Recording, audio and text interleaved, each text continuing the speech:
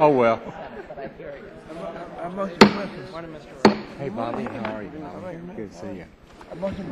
I'd like to call the hearing to order this morning, and today we're going to have another discussion on a discussion draft addressing hydropower regulatory modernization and the FERC process coordination under the Natural Gas Act. As you know, we've had a series of meetings and hearings on drafts that we want to incorporate into an overall energy bill.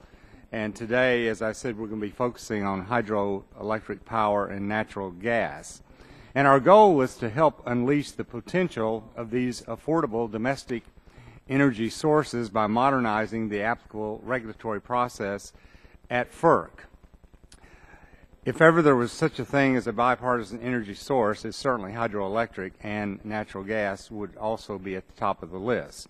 So I look forward to working with all my colleagues to minimize the red tape, maximize the benefits of these two sources for the sake of affordable energy, the environment, national security, job creation, and certainly economic growth. Hydroelectric is a source of clean, reliable, and affordable power. Yet the federal process for licensing new capacity or relicensing existing capacity is considerably more cumbersome than for other renewable sources. For example, I've been told that it's not unusual that these hydropower projects, to obtain the permits, sometimes takes, on average, maybe up to 5 years. And I know we're going to hear today about a process that's taken 15, 16 years. But on the other side of the coin, for wind and solar projects, the administration is so focused on moving those that you can get permits in 18 months, and then also you get exemptions from the Migratory Bird Act and also the Eagle Protection Act. So there's a lot of favoritism in those areas. So this discussion draft will establish FERC as the exclusive authority on hydroelectric licensing and includes several provisions to eliminate redundant and unnecessary requirements and put the review process on a reasonable schedule. It also encourages the creation of new hydroelectric power from existing non-powered dams by providing a licensing exemption for qualifying facilities. In all cases, the environmental and safety requirements for these facilities will be maintained. So we're not taking away any power from the agencies that have that responsibility. A few weeks ago we had a hearing and I talked about Dire Straits. They had a song, Money for Nothing, Chicks Are Free. Today we have the words of Woody Guthrie in his song, Roll on Columbia. And it goes like this: and up on the river is the Grand Coulee Dam, the mightiest thing ever built by man. To run these great factories and water the land, it's roll on Columbia, roll on. So we want to help Woody Guthrie keep this water rolling, produce this hydropower. Now, he didn't talk about natural gas, but FERC is also involved in the approval process for interstate natural gas pipelines. And the problems are much the same as with hydroelectric power. A slow and unpredictable approval process that is out of touch with America's energy needs today. This is particularly true of natural gas, given the tremendous increase in domestic output over the last decade. So getting that gas to the power plants and factories and consumers that need it will require new pipelines as well as upgrades of existing pipelines. In fact, this was a major point in the Department of Energy's quadrennial energy review. It was clear that a more streamlined permitting process will help to build these pipelines. So that's our goal. We want an efficient, quick process, but we want to protect the environment and make sure that we provide adequate protections for safety and everything else. So that's what our hearing is about this morning. I'm really delighted. We have two panels of witnesses, and I'll be introducing our first panel in just a minute. This time I'd like to recognize Mr. Rush for his opening statement. I want to thank you, Mr. Chairman. Mr. Chairman, before I begin, I want to ask for unanimous consent that we hear you sing Woody Guthrie's song. Well, thank you. I'll do that a little bit later. I want to thank you for holding the hearing. Unfortunately, Mr. Chairman, we are once again holding a hearing on two unrelated issues that each deserve their own separate consideration in their own right. The FERC process coordination under the Natural Gas Act is an updated version of H.R. 161 and H.R. 1900, which the subcommittee has previously examined, and is an attempt to expedite the FERC process for permitting natural gas pipelines. The biggest concern I have, Mr. Chairman, is one that I brought up in each of our previous attempts to modify this process, which is that this bill is simply a solution in search of a problem. Mr. Chairman, FERC data shows that between 2009 and 2015, over 100 major natural gas pipeline projects were approved, spanning over 3,700 miles in 35 states and with a total capacity of over 45 billion cubic feet per day. Additionally, Mr. Chairman, while the average time from filing to approval was under 10 months, an overwhelming 91% of applications were decided within 12 months. Even the GAO has concluded that FERC's pipeline permitting process is both predictable and consistent, and pipelines are being built in a timely manner. In fact, Mr. Chairman, in testimony from stakeholders ranging from the Interstate Natural Gas Association of America to Dominion Energy, this subcommittee has heard repeatedly that the current permitting process works well, and FERC has done a good job of deciding permits within a reasonable time period. So, Mr. Chairman, the question remains, is there really a problem? As far as the second and unrelated part of this hearing, dealing with the licenses of hydropower, I must say, Mr. Chairman, that this is the first time this subcommittee has even held an oversight hearing on this issue in at least the last 3 Congresses. Since I began as ranking member of the subcommittee in 2001, this is the first time we have even looked at this issue, and today's hearing does not have one single witness from any of the agencies who can testify on the impact that this draft legislation would have on any of the natural resources that the citizens of this nation depend on in our waterways. Mr. Chairman, there's not one single representative from the Department of Interior or Commerce or any of the state agencies who can testify on how this bill might impact our shorelines, our rivers, or our streams in regards to protecting the general public interest outside of the narrow consideration of providing hydropower. Mr. Chairman, there's not a single witness on either panel who can provide this subcommittee with expert testimony on how taking authority away from other agencies and consolidating power and decision-making authority solely within FERC might impact the public interest in matters regarding environmental protection or families visiting a lake having a sufficient access to boat, fish, hike, or swim. Mr. Chairman, before we make it easier for private companies to take control of the use of the waters belonging to the people of this great nation, we should at least hear from the experts within those agencies that are responsible for protecting those interests. Thank you, Mr. Chairman. I'll yield back my time. Chairman yields back. Mr. Upton is not here this morning. Is there anyone on our side of the aisle who would like to make a statement? If not, then at this time I recognize the ranking member, Mr. Pallone of New Jersey, for 5 minutes. Thank you, Mr. Chairman. As I've said before, the reality of the energy picture in the United States is changing rapidly.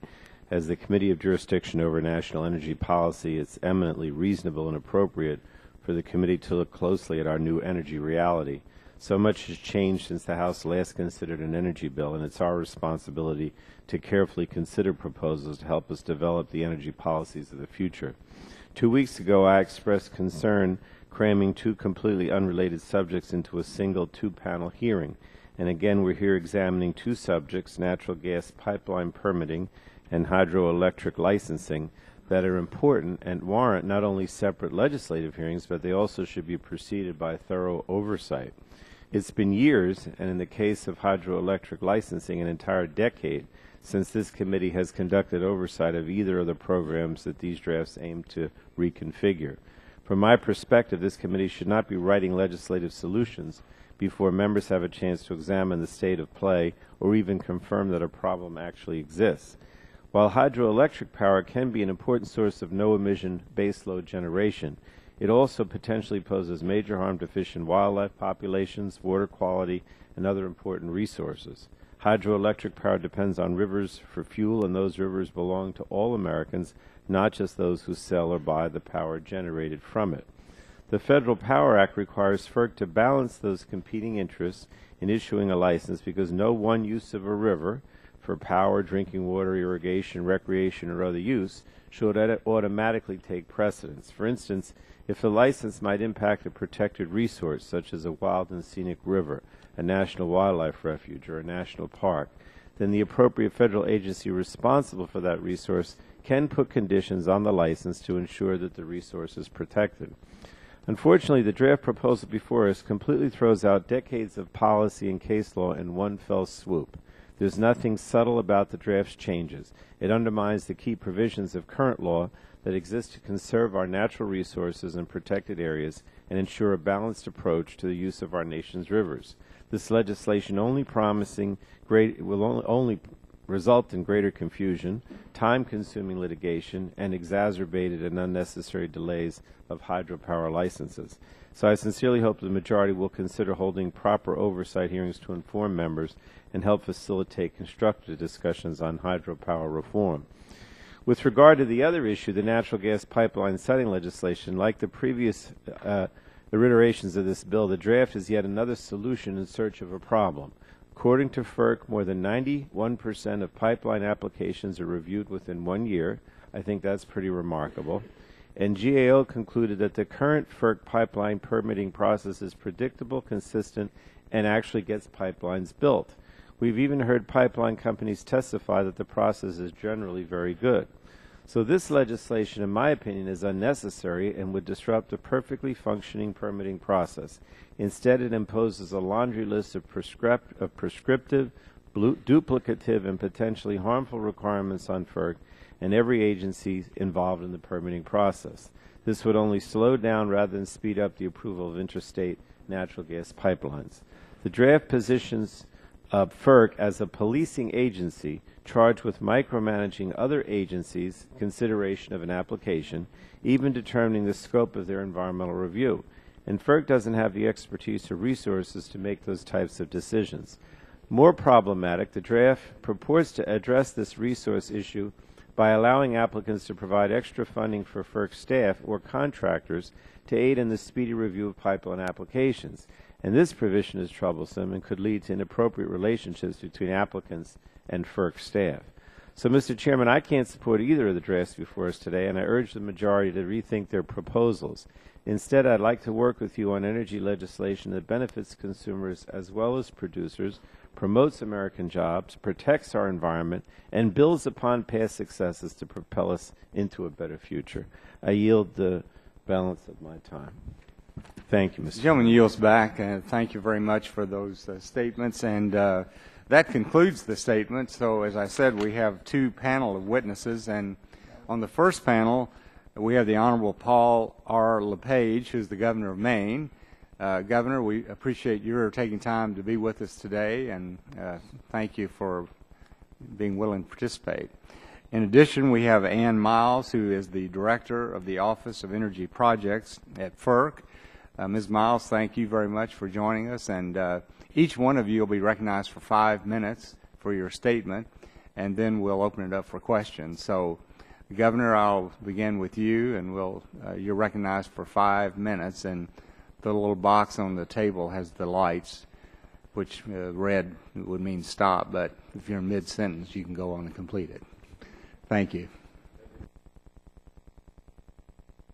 And turn your microphone on also. Thank you. Good morning, Chairman Whitefield, Ranking Member Rush, and members of the subcommittee. Thank you for the opportunity to testify today in the efforts that this committee will take to modernize our federal permitting process for energy infrastructure. Natural gas and hydropower can provide competitive and clean energy for our economy. We need infrastructure. We plead with you, from pipelines to transmission lines, to take advantage of these plentiful resources. The people of New England want these projects done, but bureaucracy is preventing timely action. Bureaucracy has hijacked democracy. Natural gas. New England has transitioned to natural gas to generate electricity. We have gone from 15% to almost 50% in the last 15 years. Our infrastructure has simply not kept up. Our pipeline cannot transport enough gas from Pennsylvania. This has caused prices to spike from $3 per million BTUs to $20 per million BTUs, some of the highest prices in the world.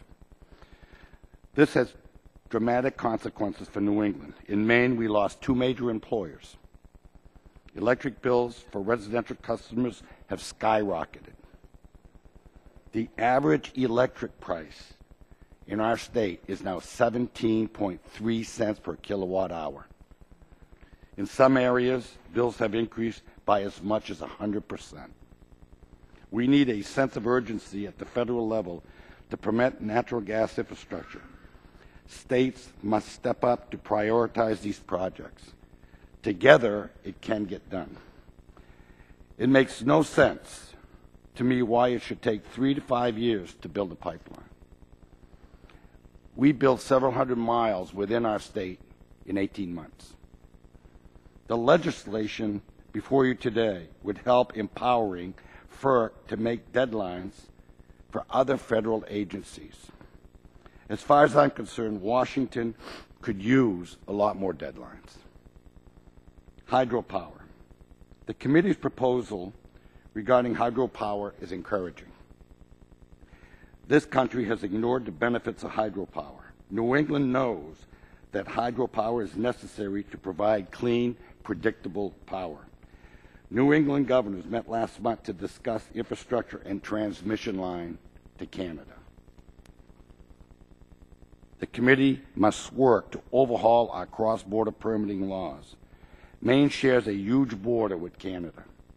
I am concerned when cross-border permitting becomes politicized, like it has with the Keystone Pipeline. This is not how we should be doing business with our neighbors to the north, Canada. The committee's draft legislation would exempt existing non-powered dams from the Federal Power Act if it does not significantly alter the dam. This is very sensible. We should remove roadblocks for getting power out of existing dams.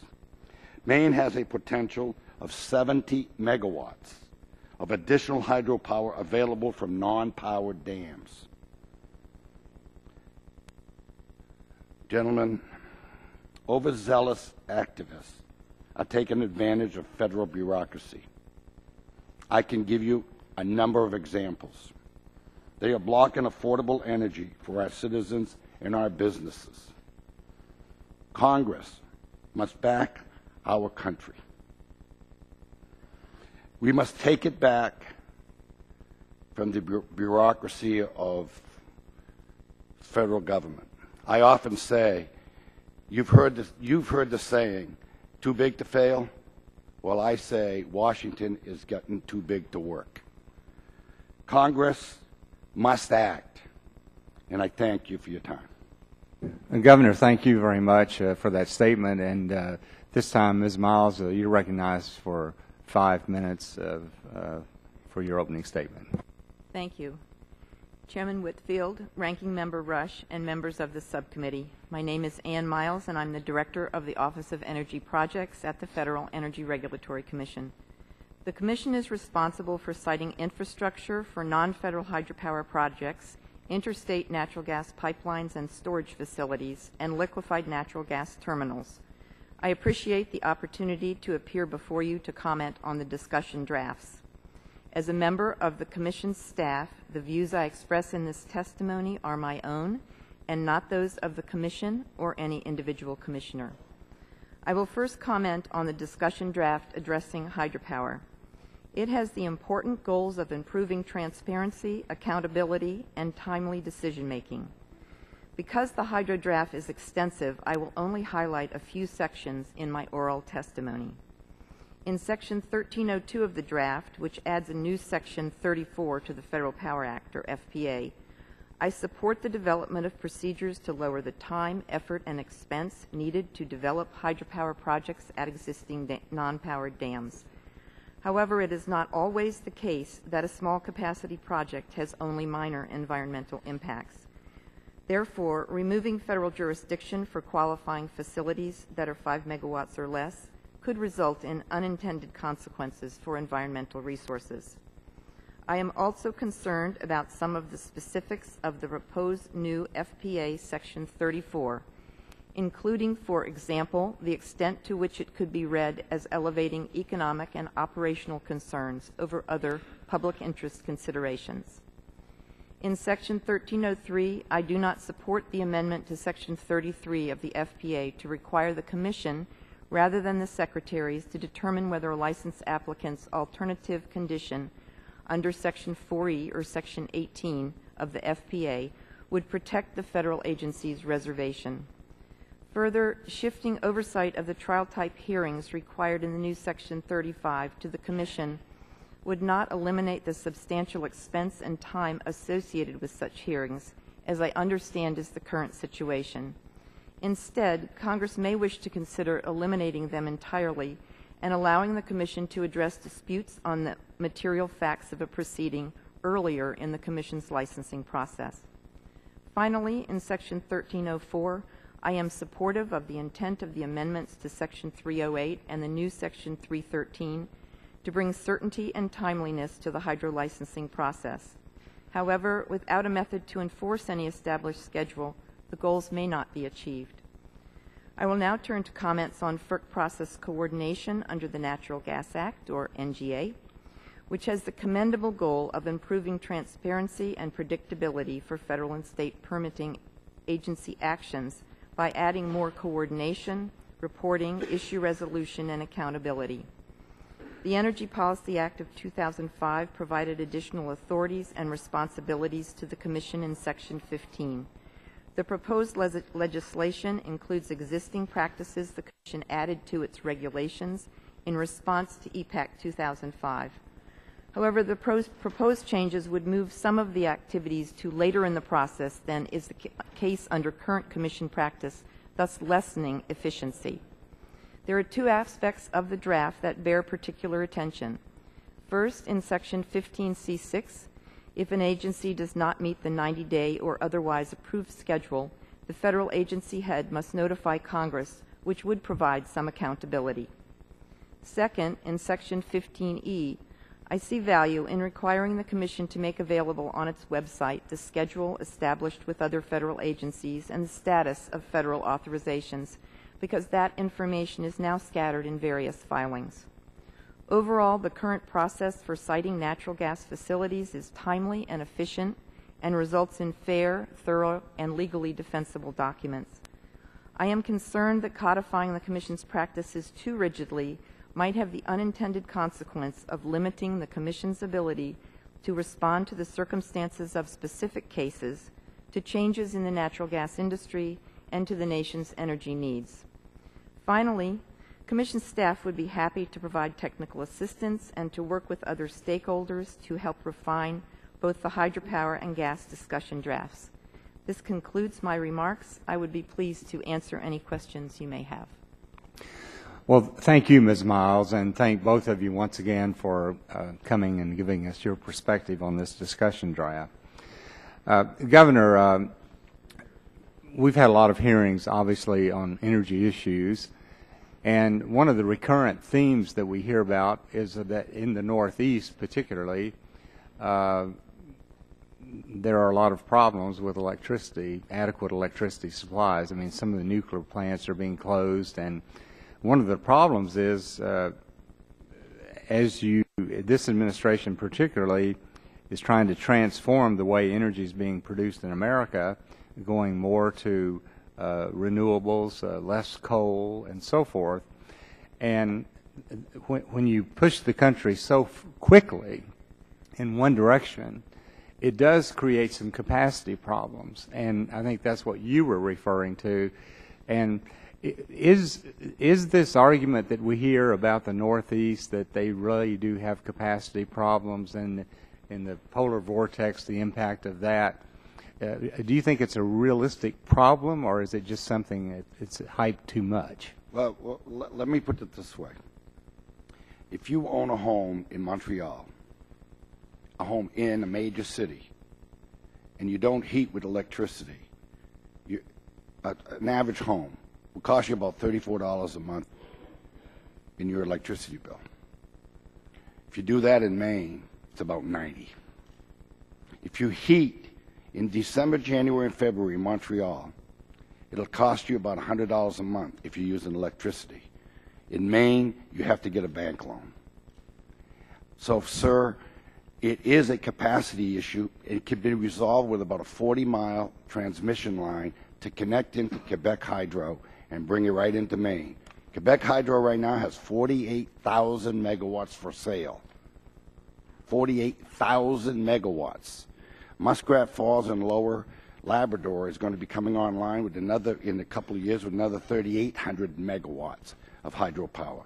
We don't need to build to dam up Maine, although I think the few dams that are already in place, if you put a generator on, you could generate 70 megawatts. But my point is very simply this.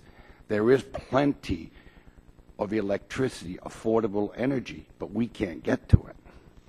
And so what needs to be done to get to it? We need a transmission line in the western part of Maine, about 40 miles to go to the border, and the Canadians are waiting to hook on. And is that a project that you've been very much involved in? It's a project that we've been developing. There are 3 states that are willing, well, 2 out of 3 New England states are willing to do transmission at this point. Vermont is willing to transmit power from Canada into New England, and Maine is willing to transport power from Quebec into New England. The problem is getting through the bureaucracy. And how long have you all been working on this project? I'm in my 5th year of being governor. And was it started before you became governor? Yes. New Hampshire had started it before I even came in, and that's been at a standstill ever since. Well, could you be more specific on precisely what the impediment has been? It's been state and federal. State and federal. Yeah, state and federal, meaning the state of New Hampshire, they've been working with Hydro-Quebec for years and years and years, and frankly, we don't know where it's going. But I do believe this, that by July or August, the Canadians are going to be looking elsewhere, looking to the other 2 states, and that's why it's very timely that I be here and say, we need your help. But you and your legal authorities have looked at this draft, and you do support this particular draft Yes. that we have before you? Absolutely. We believe that it's very, very important. For instance, there are several projects being proposed to bring natural gas from, let's say, Pennsylvania to Drake, Massachusetts. We have the infrastructure in the ground in Maine We've put in several $100 million worth of pipeline in the roads of Maine, but we have empty pipes because we can't connect to the source. And so we need the resource to come to at least Massachusetts, and 4 of the New England states are working together to try to make that happen. Yeah. Well, we're not trying to upset the apple cart with this discussion. We've heard from so many different interests that there are some significant problems. And Ms. Miles, I appreciate your testimony. There are certain parts of this bill that you think are reasonable. There are other parts that you're willing to work with us on. But, it's not only FERC, but we're talking about the Corps of Engineers, the Department of the Interior, Bureau of Land Management, Fish and Wildlife Service. We've got all these federal agencies that have a part in this. And if they drag their feet, there's really not a lot that can be done about it. So we look forward to working with you both and others in trying to simply have a more balanced approach to help solve some of these capacity problems that we face. This time I recognize the gentleman from Illinois, Mr. Rush, for 5 minutes. I want to thank you, Mr. Mr. Chairman. Director Miles, are there any instances of a natural gas permitting application being delayed because an applicant has not submitted all of the necessary information? And if so, how would this legislation expedite the process in those cases where agencies are not provided with timely and complete information necessary to perform congressionally mandated project reviews? And what recommendations would you make to help address this particular issue? Congressman Rush, I believe FERC has a very structured, efficient process for addressing natural gas pipeline projects. It consists of the first stage where the applicant will actually investigate whether there is a need in the area to transport gas. And then we encourage all of our applicants who are with major pipelines to enter into what we call pre-filing. That was established quite a while ago, and we have found some more significant rules around it came in 2005. Anyway, during that period of time, we work with all stakeholders who have an interest in the pipeline. We work with all agencies who have responsibilities for issuing permits. And the goal of that pre-filing is to figure out what the issues are and what information is needed for not only FERC staff, but the other agencies to address do their environmental reviews of siting such a pipeline. Most applicants are very accommodating, and they are interested in providing us with the information that is required in all of our resource reports. If perchance we don't have it at the time the application is filed, then we will ask further for it. How would this legislation impact and expedite the process in those cases where agencies are not provided with timely and complete information, which is necessary for you to perform your congressionally directed processes? We are able to move forward with our environmental document as long as we have the information we need. Should some agencies need something after us, they then will have an opportunity to get that before they issue their permits. As far as the legislation goes, the one thing that seems to be in the gas legislation is that the head of the agency would report to Congress if there is any delay. Have you had any complaints, extraordinary complaints from applicants about the time that it takes you to approve an application? As I said in my testimony, we are issuing the majority of our findings in the natural gas facilities with about 92% within 1 year. There are a few more complex projects that are more contentious where it may take slightly longer. And we do hear sometimes if it takes a bit longer than that. Would you characterize the purpose of this hearing is to deal with the 8% that is not granted approval? It seems to me like you granted 90. If you granted 92%, then maybe we have in this subcommittee, maybe we have finally come up with the problem. And the purpose of this subcommittee is to find out what's happening with the 8% that are not approved, and because 92% of all the applicants are approved within a timely manner. So maybe we're concerned about the 8%, Mr. Chairman. But, Mr. Chairman, I yield back the balance of my time.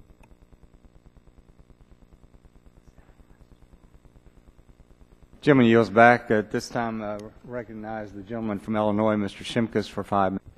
Thank you very much. Governor, welcome. I've been fortunate to be a member of the committee for a long time. And does New England still rely heavily on heating oil for, and I think that's part of this debate, isn't it? Yes, it is for us.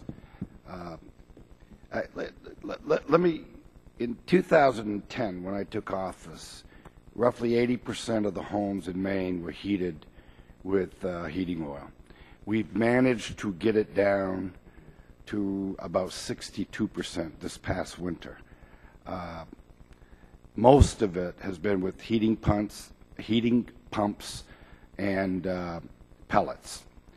In the rural areas, we can do pellets, heat pumps.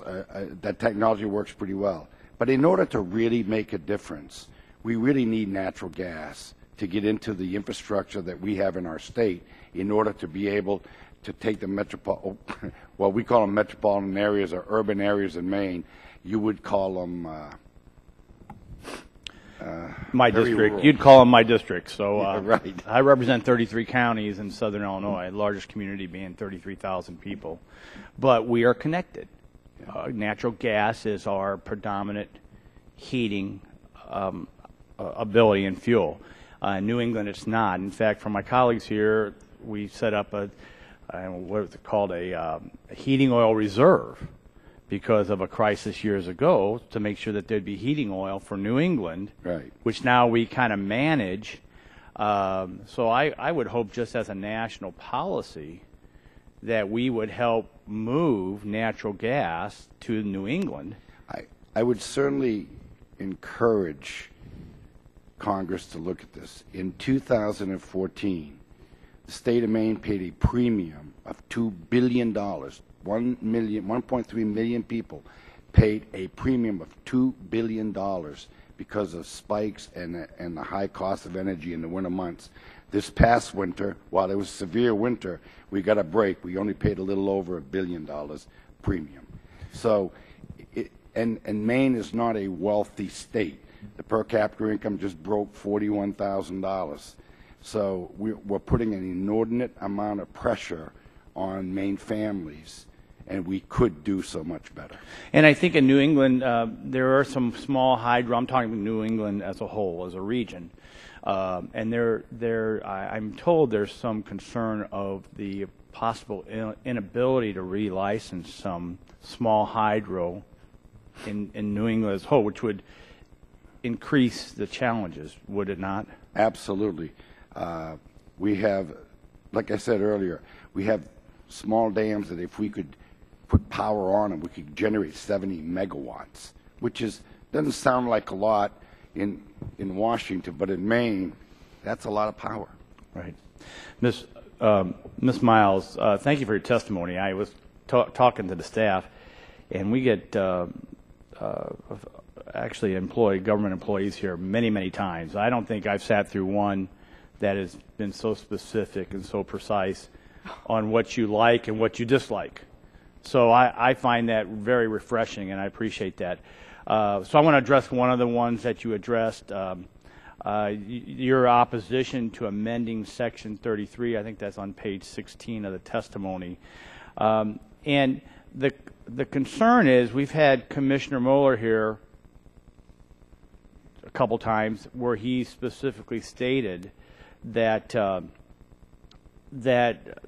this what we're trying to address would be very, very helpful, which would seem to be contradictory to what you have stated. He is quoted, if Congress chooses to address the situation, changes in various statutes could require that resource agencies meet certain deadlines in their statutory role in reviewing such products. Another approach would be to provide the Commission with the authority to rule on whether the conditions that resource agencies submit appropriately balance the benefits and costs that these projects provide. Again, this would require significant change in the various environmental laws for the relevant resource agencies. Can you comment on that? Yes, I think there's a little bit of an innuendo.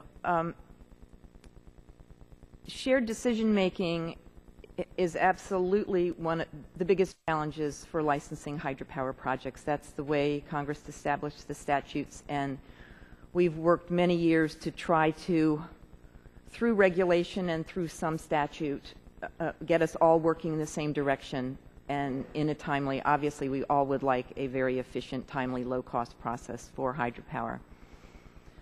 As I understood the Section 33 change, it was a very specific part that was put into the regulations that into the statute that allowed the agencies, allowed applicants to come up with an alternative, and then the agencies to address that through trial type hearings and through alternative conditions. What I'm trying to say is I believe the agencies need to give us what their bottom line condition is that they believe is needed to protect their reservation. That's what their mandate is under their statute.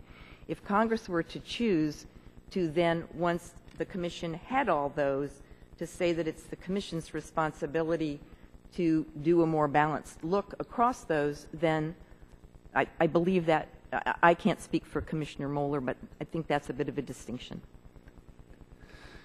Gentleman's time has expired. At this time, I recognize the gentleman from California, Mr. McNerney, for 5 minutes. Well, thank you, Mr. Chairman. Thank you, Governor, and Ms. Miles for coming and testifying this morning. I think the intent of the bill sounds good, streamlining permitting so that we have things operating in parallel instead of in series. We want an efficient process, but I'm not sure that we're heading down the right path in order to achieve that goal. Regarding the pipeline question, my estimate is it might actually make things worse.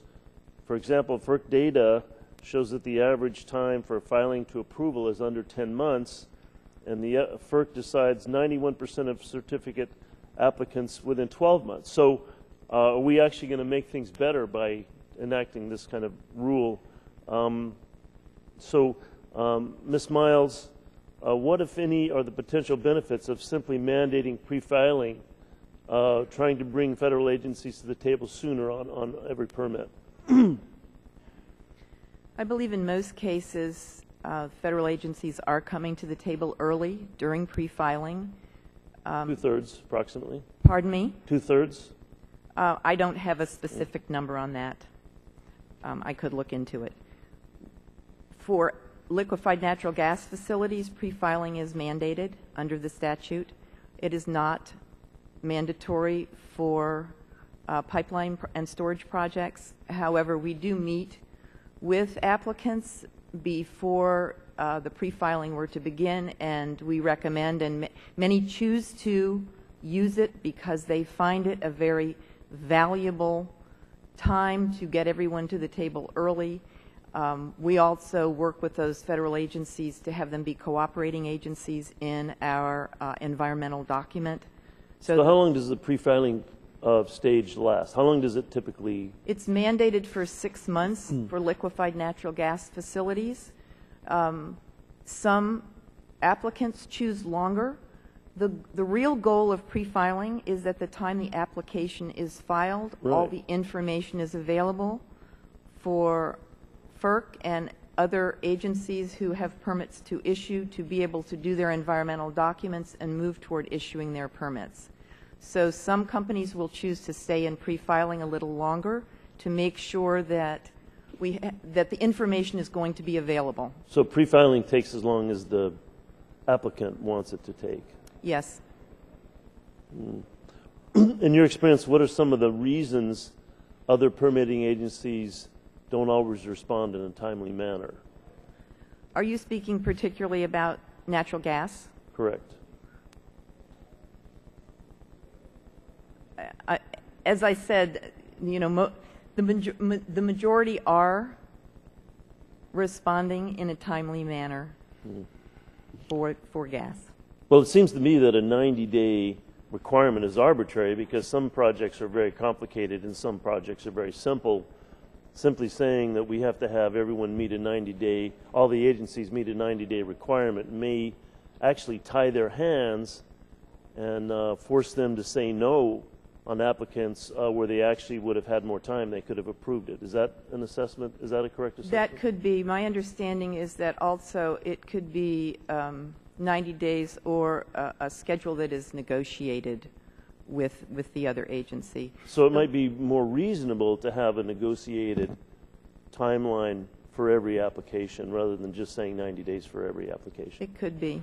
The other thing that was a bit of concern is we feel like using the pre-filing is that is the place where it's important that a lot of steps and cooperation and agency identifications begin, and I would not want anything to move later in the process. That could be a complication for us, and I've mentioned that in the testimony. So then, to reiterate, I'm going to just sum up by saying it might be beneficial to encourage more applicants to go through the pre-filing process and then have a negotiated period instead of a 90-day strict requirement for federal agencies to respond. Certainly go through the pre-filing process. You know, 90 days seems a reasonable time to me. It could be negotiated in some particular instances. All right, thank you, Mr. Chairman. I'll yield back. The gentleman is back. As fate would have it, the chairman has to run off for a little opportunity, so I am now going to ask my 5 minutes of questions. And first of all, welcome. Good morning. Thanks for coming. Governor LePage, just when we talked earlier about Maine, and what I know about Maine is you have a lot of water, lots of very powerful water, because my brother surfs in York, Maine, every winter, really cold, apparently gets some, some tubing, some really big waves, much bigger than Galveston, Texas. So I want to learn more about your issue with hydropower. I understand you've done a study on hydropower recently. Can you talk about those findings and what are some of the benefits of hydropower, the challenges that this bill may fix? Well, right now in Maine, we have a number of small dams throughout the state. So you get a picture of Maine. Maine is 35,000 square miles. 90% is water and forest. So it gives you a sense that we have an awful lot of natural resources. And we're very proud of it, and we take care of it. And one of the things that we do is we are very strong in tourism. We believe that we have the resources to be self-sufficient, and we could do it in a timely manner. Now, I've heard some talk about liquid natural gas. When I was elected in 2010, there was a project for liquid natural gas to be in Maine. And what happened now, it's been canceled. So the point is, what I'm saying is, if we were able to energize a lot of these little dams that we have, we could generate 70 megawatts of power for the Maine people and lower the cost that we're currently paying. And how are we blocking that, sir? How is Washington, D.C. blocking your efforts to have those little smaller dams? Because every application has to go through FERC. Okay. Whether it's 2 megawatts or 500 kilowatt hours, it's just has to go through. And earlier on in my career, of course it's a long time ago, it took years to be able to get little dams. And now I hear we don't even bother because it's just too costly. And switching to pipelines, sir, some people think pipeline reform, the permitting process, is something just for big oil, those companies. That's something they only have to worry about. My first question is simple on this issue. What do you worry about as governor of Maine with these pipeline issues not being approved as quickly as possible? Well, like I said, we lost two major employers. We lost one this past winter. And folks, let me tell you some reality here. 500 jobs in a paper company. And the premium on oil, the premium going from gas to oil in the winter months between November and May was $20 million. They closed their doors. And now it's being dismantled. That's what I'm pleading for you to do something, because we need those jobs. Now, I spoke to the chairman of Airbus a couple of years ago, and this is what he told me. Governor, what's the cost of your energy? I said, well, the cheapest in New England. He said, well, how do you compare with Alabama? He says, Alabama's 4 cents. Folks, at the time we were 14 and a half. Now we're up to 17.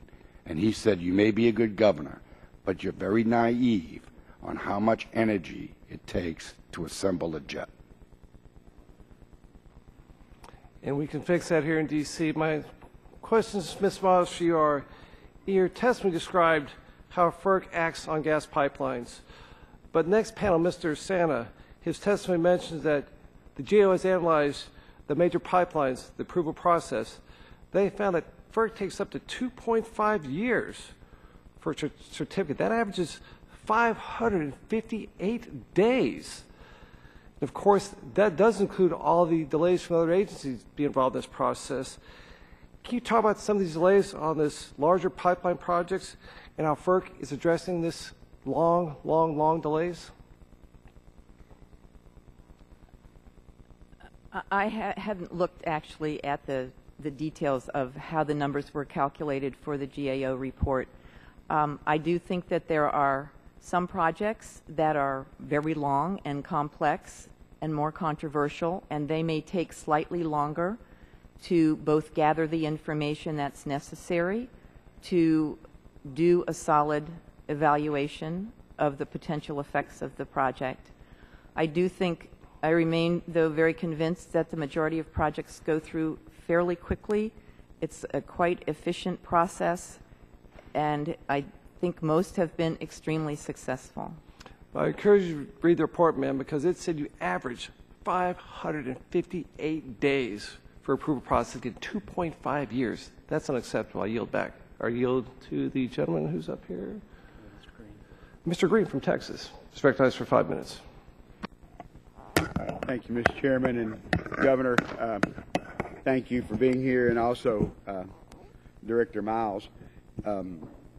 Director Miles, thank you for testifying, and I know FERC has a lot on its plate, and I think many of us believe the Commission's doing as good a job as possible on natural gas space, reviewing applications and issuing decisions.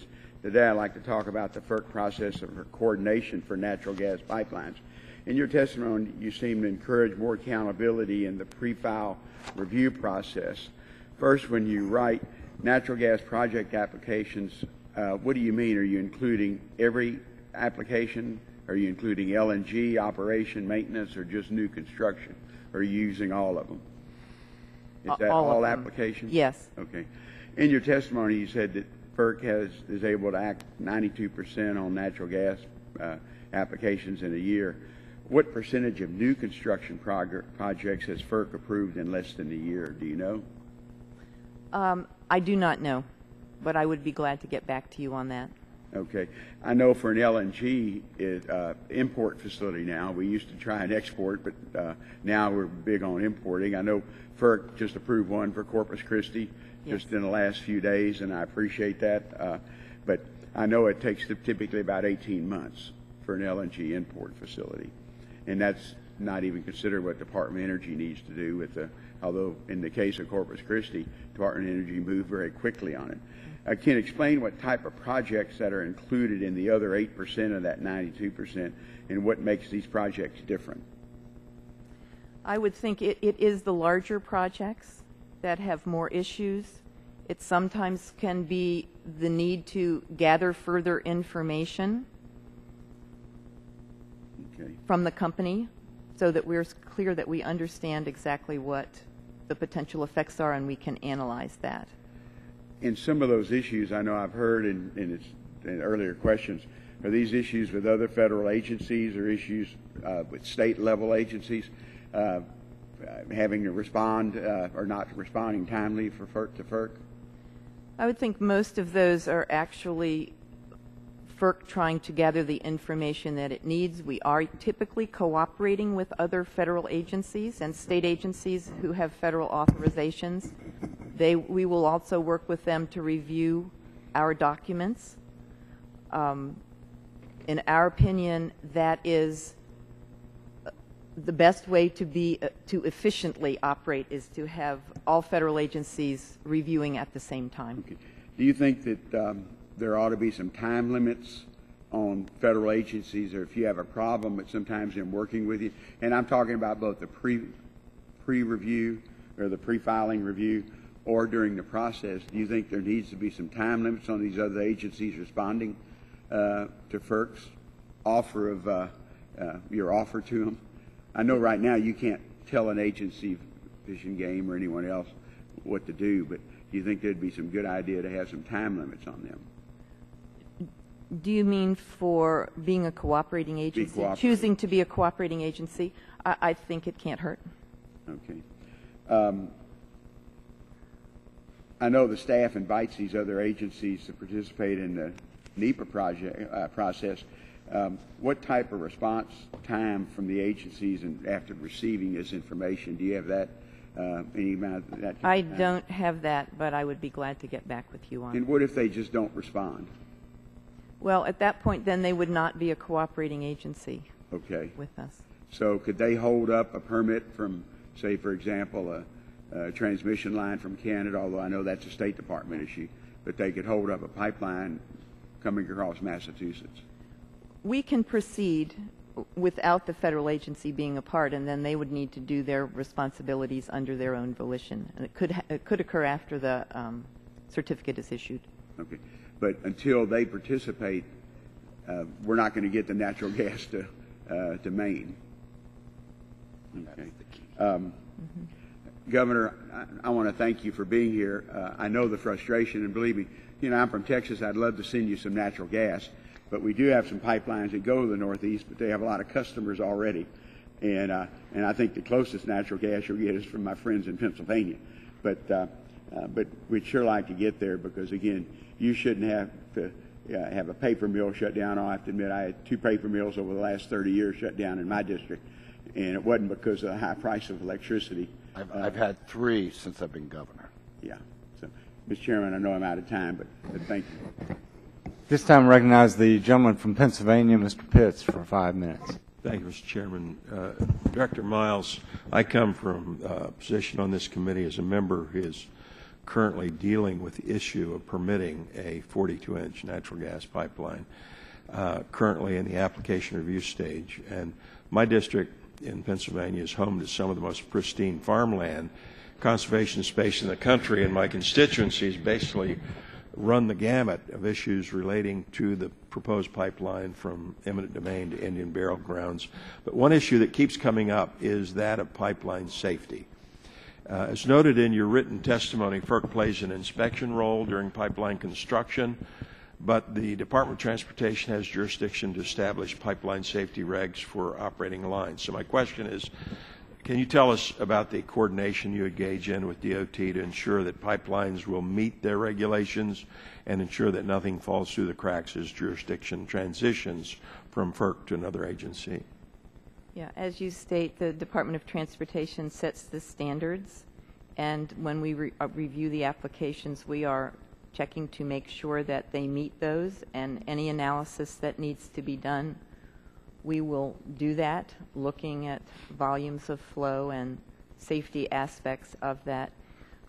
We do work with the pipeline and with PHMSA regularly, coordinate with them on making sure we are clear on their standards and that they are addressed through our evaluation.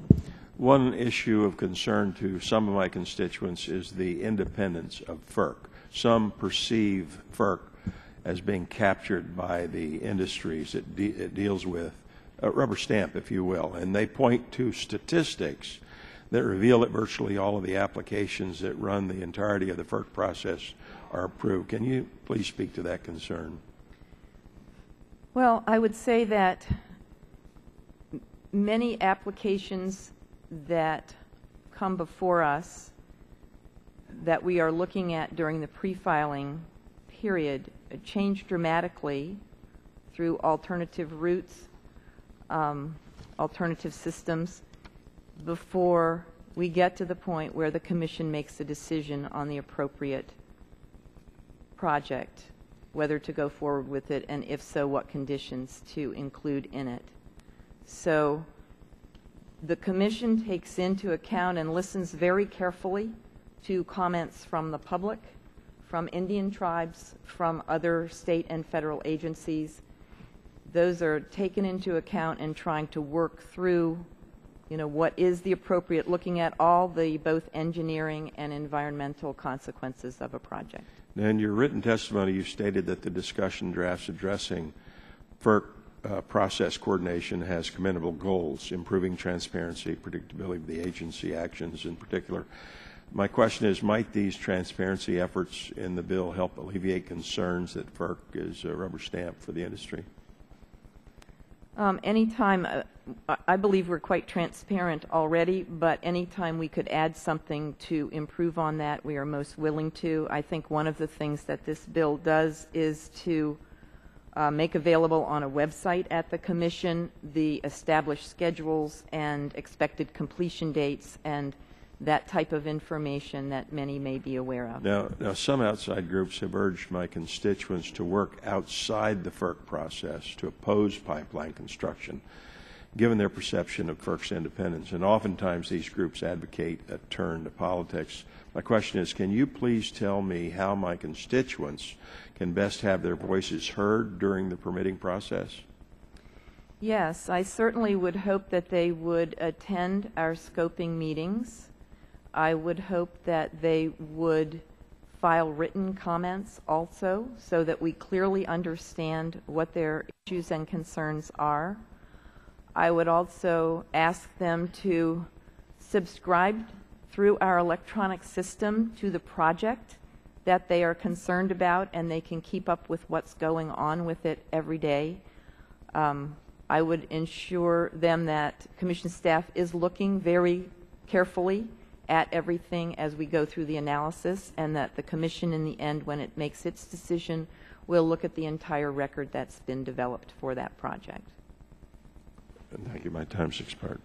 Gentleman's time has expired. At this time, I recognize the gentleman from New Jersey, Mr. Pallone, for 5 minutes. Thank you, Mr. Chairman. My questions are of Ms. Miles. First on hydropower. Does FERC have a statutory mandate to protect water quality? We have, our mandate is to protect all developmental and non-developmental resources, and that would include the range of environmental resources, of which water quality is certainly one. And how about statutory mandate to protect access to public lands? We do have a responsibility to provide for recreation and access at projects as it is appropriate for specific projects. And what about a mandate to protect fish and wildlife? Yes, that is also a part of our comprehensive development and need to take into consideration all environmental and non-environmental resources. I mean, my concern is that the discussion draft appears to grant FERC near exclusive statutory authority to enforce state and federal mandates under the Clean Water Act, the Endangered Species Act, and agency organic acts. And even though you say you have some authority, my concern is that that's not your primary authority. Is FERC seeking this authority at the expense of states and the Departments of the Interior, Commerce, and Agriculture, respectively? I mean, obviously they have authority over these same things that I've asked about. Are you actually seeking this authority at their expense?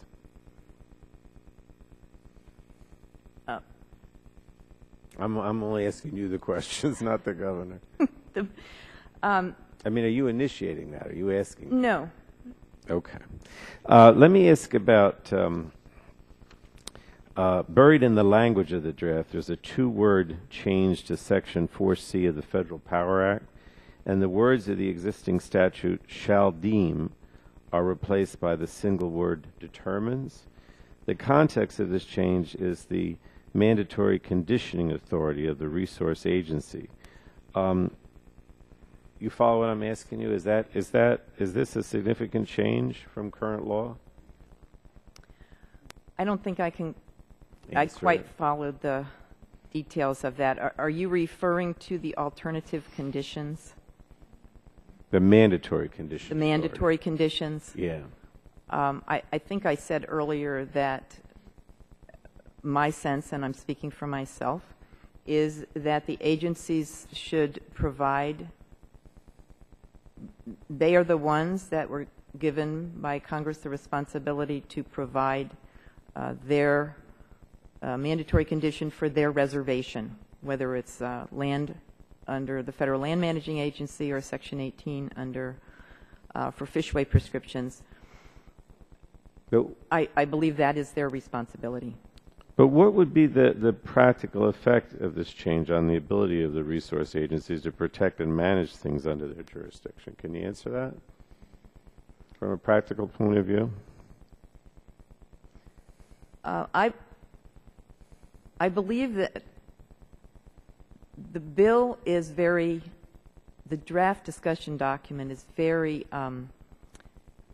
complicated, and I'm not sure that I have digested exactly what the goal is and the intent of each word. I'm generally supportive of some aspects of it, and I'm certainly supportive of any ability to move quicker and less costly in developing hydropower in this country and an efficient system. The actual meaning of each word in the bill, I can't talk about today, but I would be happy to discuss that further. Okay. Let me just ask you a question about the natural gas pipeline regulation. My colleagues have said that we need the deadlines in this bill to hold federal agencies accountable and ensure that they don't just sit on applications. You mentioned in your testimony that since 2005, the Commission has authorized nearly 10,500 miles of interstate natural gas transmission pipelines, and GAO has concluded that FERC's pipeline permitting is predictable and consistent and gets pipelines built. In your experience, are there significant delays in the review of natural gas pipeline applications at the Commission?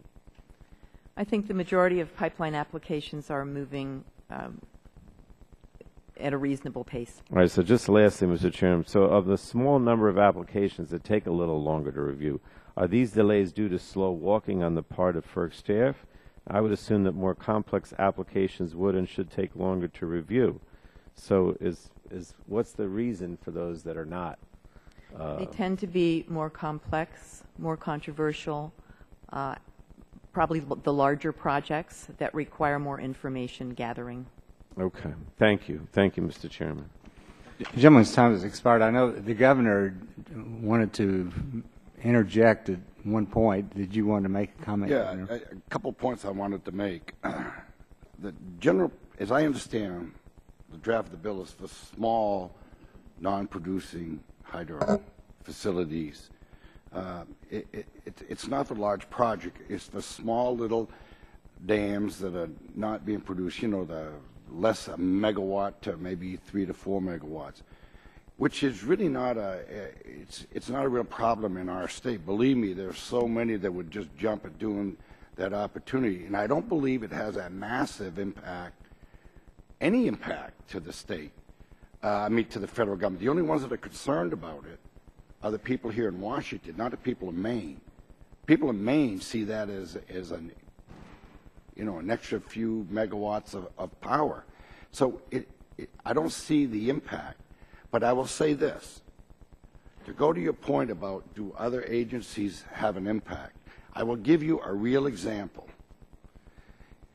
We have in Maine the Canadian link.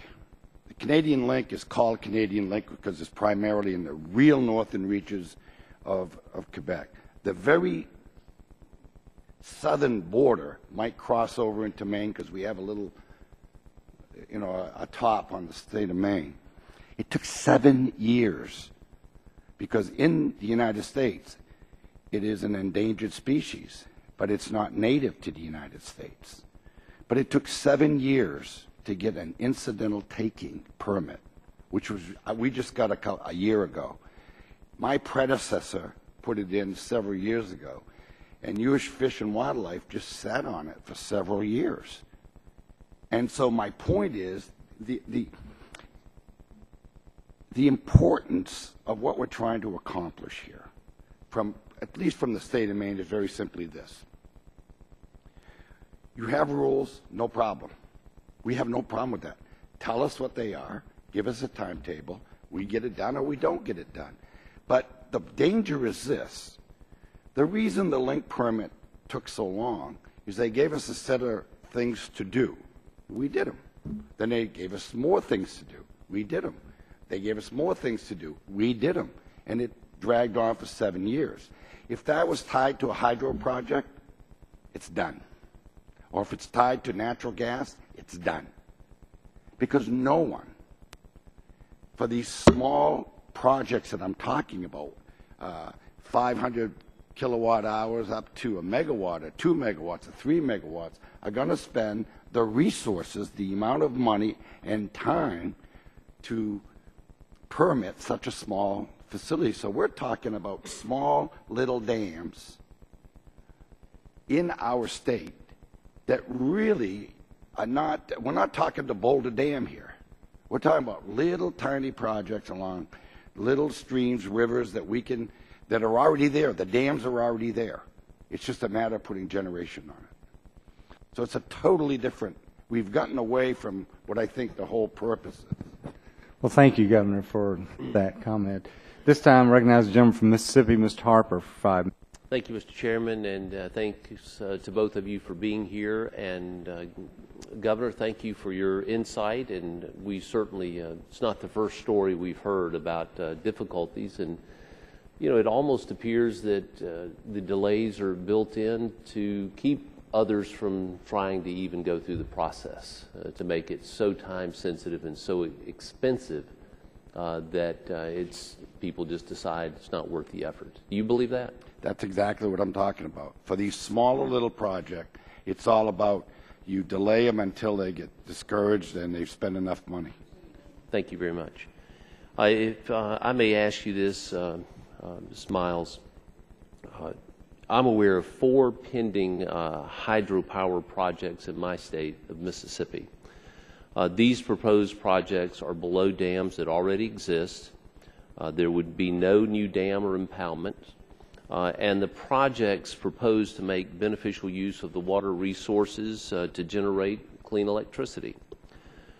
Generally, how long should it take, how long does it take for that process? In general terms, how long should it take? The timeline for hydropower projects varies dramatically. For small projects, like what the governor may be talking about, where there aren't any environmental resources that there's much concern about, we have issued licenses in as short as 6 months from the time we have a complete application. For a complicated project... Define complicated. Well, where there are many issues. There may be endangered species. It could be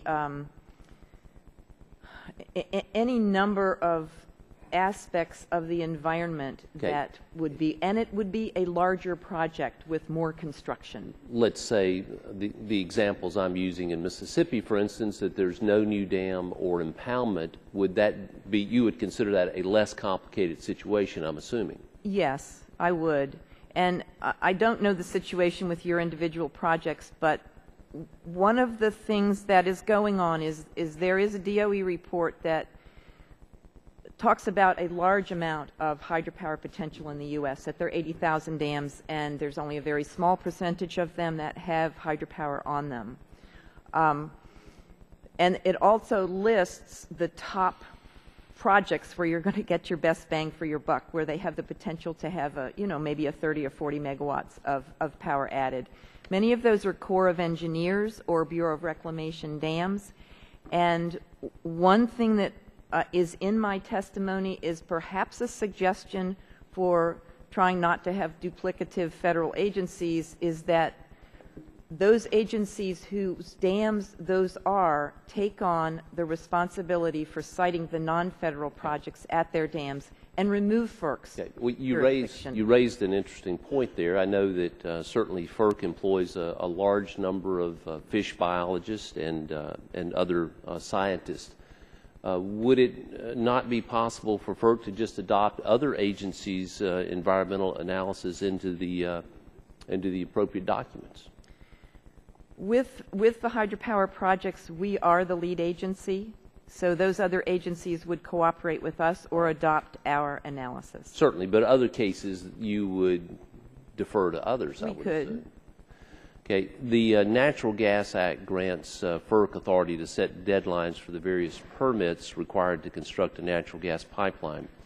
When is a final decision on a federal authorization due after the Commission issues its final environmental document? Currently, it's 90 days. Okay. How did FERC arrive at a 90-day deadline? Gosh, was that in the statute? I can't remember. If you know. I don't know for certain. Well, we would assume if you don't know, probably no one. Well, others will know. Yeah. I believe it was in. I believe it was in. I don't know if it was in the statute or it was established through our regulations. That's fine. Have there been specific instances that you're aware of where other agencies were aware of the deadline set by FERC and simply failed to comply? There are times, I'm sure, where they have not. Do you know how long that some agency have failed to meet deadlines set by FERC? I do not. Could you obtain that information to us if I it's am available? I am not certain. I will look into it. Okay. Thank you very much. And my time has expired. Thank you, Mr. Chairman. Thank you. At this time, I recognize the gentleman from New York, Mr. Tonko, for 5 minutes. Thank you, Mr. Chair. Ms. Miles, this bill provides that all other agencies that participate in the pipeline review process must give deference to the scope of environmental review that FERC determines to be appropriate. In other words, the bill before us would apparently have FERC tell other agencies what to consider when writing and issuing their permits as required by federal law. That would require FERC to duplicate the expertise of the EPA, the BLM, the Fish and Wildlife Service, and the Army Corps of Engineers. That does not sound feasible to me. So I ask, does FERC have the necessary expertise to determine the appropriate scope of environmental review for these coordinating agencies? We have a very technically adept staff. However, for the other agencies with permitting responsibilities, we discuss with them what the scope of the analysis that they believe is necessary for them to issue their permits would be, and try to accommodate that as much as we can in our environmental documents. So having those necessary bits of expertise may not necessarily be in place as we speak? FERC has a wide range of expertise. We are 340 people. We are made up of scientists who cover all the resource areas that come before us in analyzing projects, as well as engineers who can do that analysis. So I feel very comfortable with our technical expertise. I do believe the other agencies have responsibilities under their mandates, and what we do is to try to work with them, understanding what each other's goals are. And further, does FERC have the resources to carry out the requirements of this provision? Currently, we have the resources we need to do our work. If we are given significant extra responsibilities, we would need to examine whether we do. Thank you. And finally, as you mentioned in your testimony, and I quote, Commission staff gives deference to these agencies' opinion of the scope of environmental review needed to satisfy their NEPA obligations, as they are best equipped to determine what information satisfies their statutory mandates, and I close quote. So the language of this scoping provision would effectively reverse the current coordinating practice at FERC, would it not? Yes, we do have some concern that it has more of a oversight responsibility than we have right now, with more of a cooperative relationship. All right. And then would this provision improve or expedite, in your opinion, the current pipeline permitting process existing at FERC? My concern is, as I have said in my testimony, is that it moves some aspects of what we do now under our regulations later in the process, and I don't believe that is valuable. I believe it needs to be done early in the process. Mm-hmm. And there are a few other things. Okay, there are a number of gas pipeline projects underway in my home state of New York. Some of these are multi-state pipelines, some are expansion projects. We consume a lot of gas in New York and in other states in the Northeast, so I believe we need additional infrastructure to ensure reliable service for gas customers. Of course, as with any large infrastructure project, there is opposition, some absolute and firm, some can be satisfied with alterations to a given project to address specific concerns or problems. But that takes time. The public is often less organized and slower to the table than industry, perhaps with less resources. And states and local communities have concerns and want to participate. That, again, takes time. My understanding is that most of these applications, when they are complete, are approved within a year or two. Is that correct? Yes. Okay, so frankly, that seems to be very reasonable. In fact, some of my constituents would probably want more time for deliberation in this process. I'm concerned that shortening this process further could lead to compromises in safety, in fewer environmental benefits, and in more resistance to these projects by the public and local communities. Is this process indeed too long? The current process, as I've said, is according to our statistics, we're doing the majority of the projects within 1 year, which seems a reasonable period of time. And do we not need to provide sufficient time for the public to weigh in on projects that will operate for what could be decades? Yes, it is very important, and it is built into the process that the public has adequate opportunity to participate.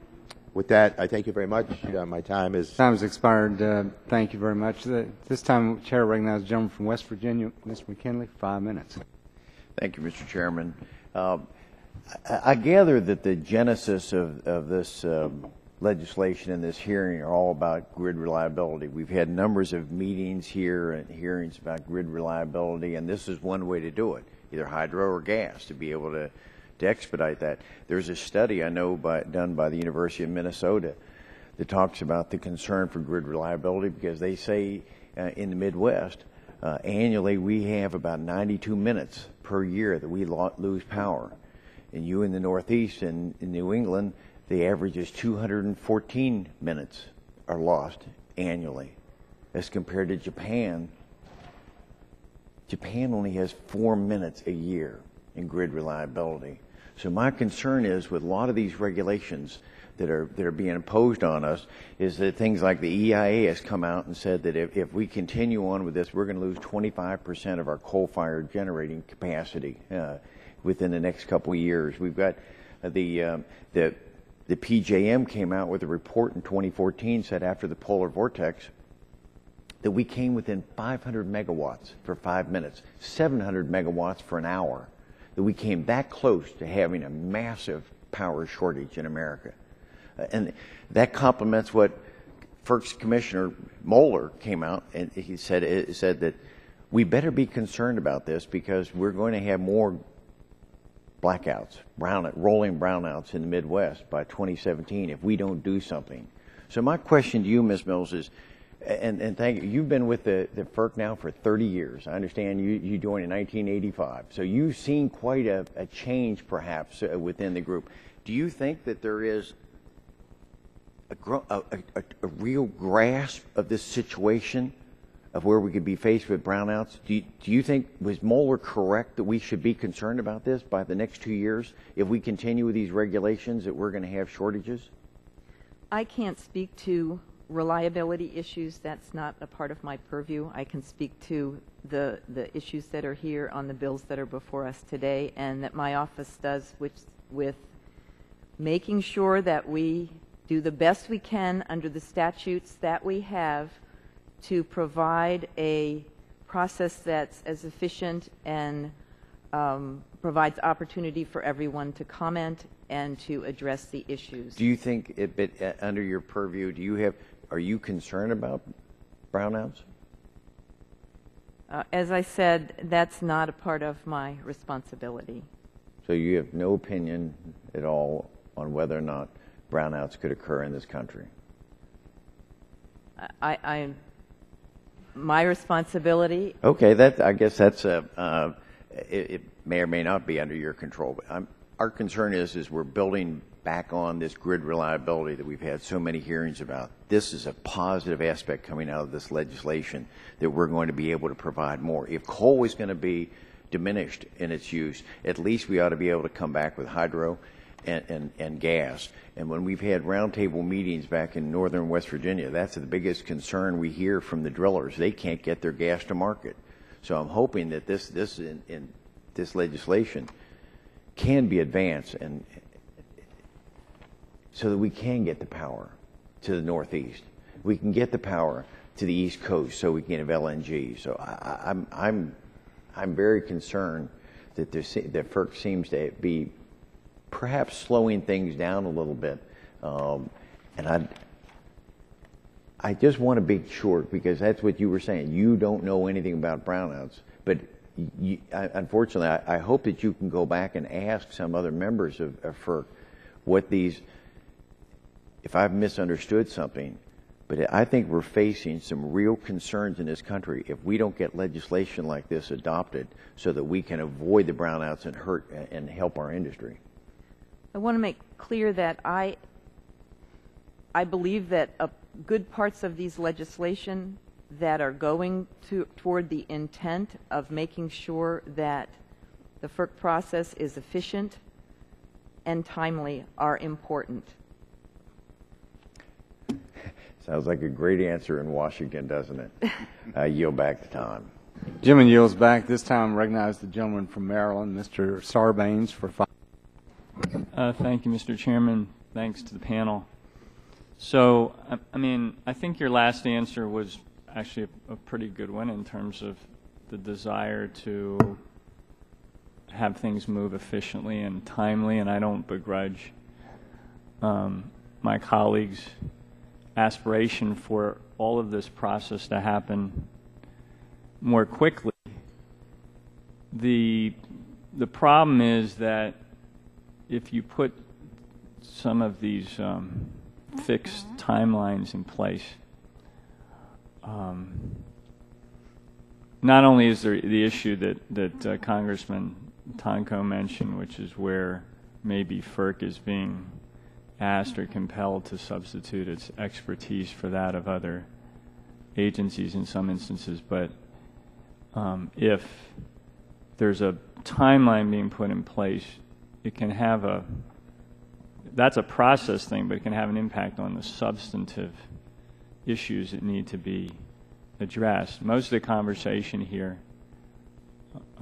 has related to the relationship between FERC and other federal agencies in terms of trying to get whatever review they're undertaking as part of a project done in a timely way. And the goal here is to give FERC the ability to kind of ride herd over that process and kind of corral the other agencies into a more expedited time frame.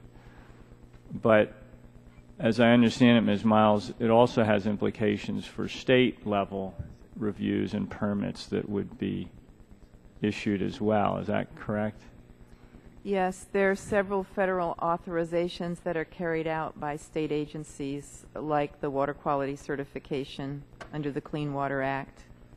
Right. And my concern is that, you know, states are doing their best in a lot of these instances where they have been given responsibility on the environmental front, certainly, to make sure that these projects are being done in a way that don't negatively impact the environment there in the state. And that capacity is being pulled away from them if there's some kind of a requirement that the whole process be finished within a certain period of time. And what I don't quite understand is oftentimes our colleagues on the other side are complaining about when the federal government gets in the way of the states being able to carry out things at the state level that they think are important to them. But in the effect of this statute or bill, if it were to be passed, would actually supplant a lot of the state's ability to fulfill its obligations to its own residents to make sure things are being put in place.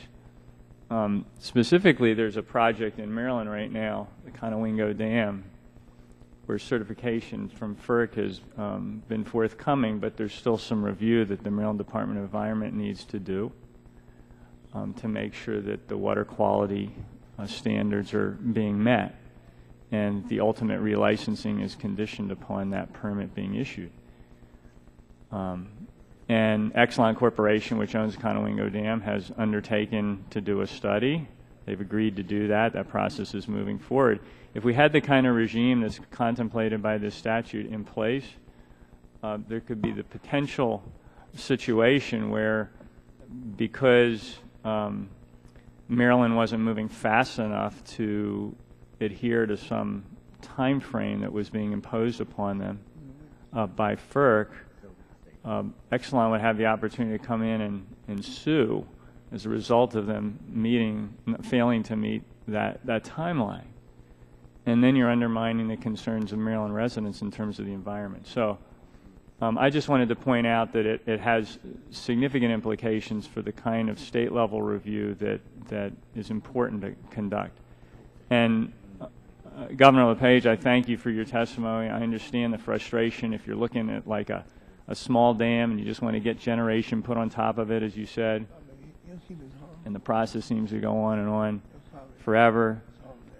But I think the agency, Ms. Miles, spoke to the fact that projects that are less complex can be handled in a more expedited way.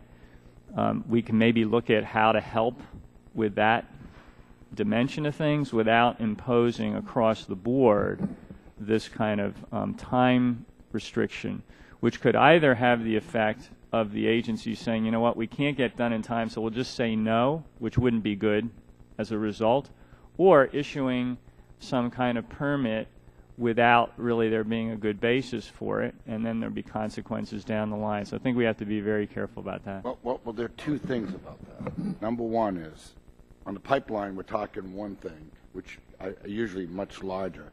Well, give you an example of what we're talking about, these little dams. Take a farmer who's farming 100 acres of potatoes, and he's got a little pond. He's got a little dam on his property to have pond for irrigation. He could put a little generator on that and use the power from the dam for his irrigation. FERC has to be involved in that. That power is going to be used on the farm. It's like a little windmill on your farm. That's all we're asking about. Don't believe FERC should be involved in that. There is 50, and I will also say one other thing. I can't speak for the other 49 states, but I guarantee you, in the state of Maine, we will beat the federal government every time in getting permits. Okay, at this time, I recognize the gentleman from Texas, Mr. Barton, for 5 minutes. I just want to say amen to the governor of Maine. Move to Texas. We like your attitude. Mr. Chairman, I'm going to concentrate on the section of the proposed draft that deals with the Natural Gas Act. Back in 2005, we passed a major energy bill called the Energy Policy Act of 2005, and in that we gave the agency, the Federal Energy Regulatory Commission, additional authority to review pipeline applications. With all due respect, it doesn't look to me like the agency is using that authority. If we're going to shut down all these coal plants, Mr. Chairman, we're going to have to replace them at some point in time with some other kind of plant. And in most cases, it could be a solar plant, it could be wind, but in a lot of cases, it's going to be natural gas. So to get the gas to the plant, we're going to have more pipelines. The good news is that we have lots of natural gas to use in electricity generation. The bad news is we've got to get those pipelines built to get it there. So my first question to the gentlelady from the FERC, does your agency really want to be the lead agency? Because it doesn't look to me like you do. I believe that we have taken the role of lead agency. We have established regulations to carry out what was in EPAC 2005, that the Commission is the lead agency, and it does establish a schedule. And we do have a consolidated record, whether the applicant chooses to take anyone to court, that is really their decision and not FERC's decision. Well, but the proposed draft takes what we did in 2005 and gives the FERC some additional enforcement authority, which you don't appear, not you personally, but your agency doesn't appear to want. Would you rather we took all that away and give it to the Department of Energy or the Department of Commerce? I mean, you're either going to be the lead agency or you're not. And my preference would have FERC be the lead agency. Number one, you're smaller.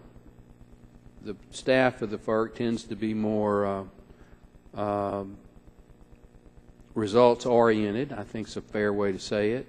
So there's a lot of reasons to give you additional authority, but you have to want to use it. There has to be a culture at the FERC that you don't mind. If you're going to be the lead, that means you're actually going to lead. You know, sometimes you can collaborate, sometimes you can consult, but every now and then you have to say, this is the way it's going to be. Let's get it done. So I'm serious when the draft as it's currently structured gives additional enforcement and enhanced authority to the FERC. Is that something that the agency is comfortable with, or would you rather we not and we give it to another, make you the non-lead agency? It's a fair question. The overall question, I think we are very well positioned to be the lead agency. I think there are some aspects of the discussion draft that we would like to have conversations about. There are aspects that I think are very good. One of the main situations is there accountability for or enforcement if someone does not comply with this? In this bill, you do have the aspect, which I had not seen before, of having the heads of other agencies who may not have complied with the schedule report to Congress. That is a measure of accountability that has some potential. My time's about to expire, Mr. Chairman, but I support the discussion draft's increased authority for the FERC if the FERC will use it and if we can get assurances that it's something they're comfortable with. And I understand when you're an independent agency and you don't have a lot of people, it is difficult to deal with some of these other federal agencies that are much larger, have more staff, much more bureaucratic. But the good news is, if you are the lead agency and you'll use that authority, the Congress will back you up. And we'll get more pipelines built, and we'll get more energy produced, and we'll create a better economy. So there is an end game that is a positive if your agency will use the additional authority. With that, Mr. Chairman, I yield back. Gentleman's time has expired. At this time, I recognize the gentleman from Virginia, Mr. Griffith, for 5 minutes. Thank you, Mr. Chairman. Governor, I know you've got to get power, and that's a problem for a lot of states as we press forward. I will assure you that we can ship you all the coal from Southwest Virginia that the federal government will allow you to use. And Ohio, can't leave out my good friend Mr. Johnson, and West Virginia for my colleague who spoke earlier. That being said, we have, in my opinion, unreasonable regulations on the use of coal, unreasonable timetable on a number of the new regulations coming into effect, and so the natural gas companies, I understand why they're doing it. They are proposing all kinds of pipelines be built, not just in your area, but they have a number that are coming through Western Virginia. And so, Ms. Miles, that raises a lot of questions that I have for you this morning. The pre-filing review phase is not mandatory for natural gas pipelines. Should it be? That you are correct, and that is something that we actually have wondered about ourselves. I think that there are any number of small pipelines that it is not necessary to have it. So should the Congress decide that's a place they want to go, we would need to have the ability to have the smaller projects not involved in it, because that would slow it down for projects that don't need it. Perhaps you can make a suggestion, and that can be incorporated into this draft in that regard. As a part of that, you're holding scoping meetings in my district as well as in others in Western Virginia. It has come to our attention that, and I know it's a longer section of pipeline, but the greater population is perhaps in the Roanoke and New River valleys, and FERC only had two for the Mountain Valley Pipeline, two public hearings or scoping meetings in the Roanoke and New River valleys, had 4 in West Virginia. The Roanoke County Board of Supervisors has requested an additional one, and I would say to you that Congressman Goodlatte and myself have submitted a letter requesting that you all hold another scoping meeting in regard to the Mountain Valley Pipeline, and would appreciate if you would look into that. As you know, I represent from Roanoke all the way through the west of southwestern Virginia, the Allegheny Highlands, and Southside. Congressman Goodlatte represents that area from Roanoke north, including Mary Baldwin, where I understand that you are an alumni.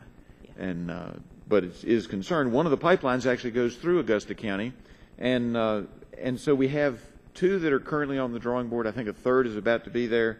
There may be a fourth. This morning in the Roanoke Times, there's an op-ed piece by Rupert Cutler, and he indicates that as a part of your commission, that preparation of a single regional environmental impact statement incorporating all of the pipelines in the region should be done. Are you all doing that with these various pipelines? Because it is of concern to the region, because not only do you have the typical problems, but you have the Blue Ridge Parkway, the Appalachian Trail, a number of national parks that have to be, or national forest lands that have to be crossed by these various pipelines. I'm not prepared to discuss particular projects this morning, but we certainly will take all comments into consideration when we make decisions about it. Is Mr. Cutler a former member of the Roanoke City Council and an environmentalist? Is he correct that it is a part of your charge, though, to prepare a single rational environmental impact statement incorporating all of the regional pipelines? Our responsibility is to analyze all the pipelines. It's not defined how we do it, but under the National Environmental Policy Act, we need to analyze the issues, give everyone the opportunity to comment on them, display that so the public can comment on it before making any decision. He also asserts that you all have to look at the marketplace, and with all the different pipelines being proposed now in an attempt to figure out a way that by 2020 we've got to start replacing coal if the Clean Power Plan continues to go forward as expected. Are you all looking at whether or not we've got pipelines stepping over each other and that we'll have a greater capacity than is necessary? Is that part of your charge? And I'm going to ask for a yes or no answer on that. Is it part of your charge? Because I'm running out of time. Yes, we need to look at whether there are shippers that have signed up for the capacity to move that transportation. And then one of the concerns I have is we've had a lot of people upset by these various pipelines, and particularly in the Mountain Valley Pipeline. It started off coming through Montgomery and Floyd and Henry in my district and part of Robert Hurt's district in Franklin County. Now it's looking like it's going to go through Craig and Roanoke counties and then go through Franklin and Henry. A lot of folks have been distressed because it looks like they just put a line on the page. Can you encourage the companies to do a little more pre-planning and not have such large shifts? We're not talking about just within a small corridor. We're talking about, completely different counties being involved, different board of supervisors, different folks who have to be involved. Could you please encourage that as they move forward, they try to figure out exactly where they want to go? Or when I say exactly, I mean within a reasonable corridor before they start putting a lot of folks in distress whose land may be taken under eminent domain. That's a part of the pre-filing process, is to work through with the companies where they are and to work with the public in their thoughts and understanding of where is the appropriate siting. Okay. I appreciate it very much. You go back. This time, Chair recognizes the gentleman from Ohio, Mr. Johnson, for 5 minutes. Thank you, Mr. Chairman. I appreciate it, and thank our panel for being here with us this morning as well. Director Miles, one of the concerns that you raise on page 17 of your testimony regarding the trial type hearing and the provisions under the discussion drafts to move all of these to FERC administrative law judges has to do with administrative costs. But isn't it true that FERC recovers all of its administrative costs for the hydro program from licensees under annual charges required by the Federal Power Act? Yes, that's true. Okay, all right. And Director Miles, I represent eastern and southeastern Ohio, which, as you well know, we've been blessed with the Utica and Marcellus shale in that part of the state, which hold an abundance of natural gas reserves. One concern that I hear routinely from the folks who are employing my constituents to produce this resource and recover this resource is that if we don't have adequate pipeline to get the natural gas to the market, these jobs are very much in jeopardy. In your testimony, you note that the draft pipeline reform legislation has unintended consequences that could slow down the process. So my question to you, things like moving some activities to later in the process. So my question to you is, would you be in favor of moving those things closer up so that they can be expedited?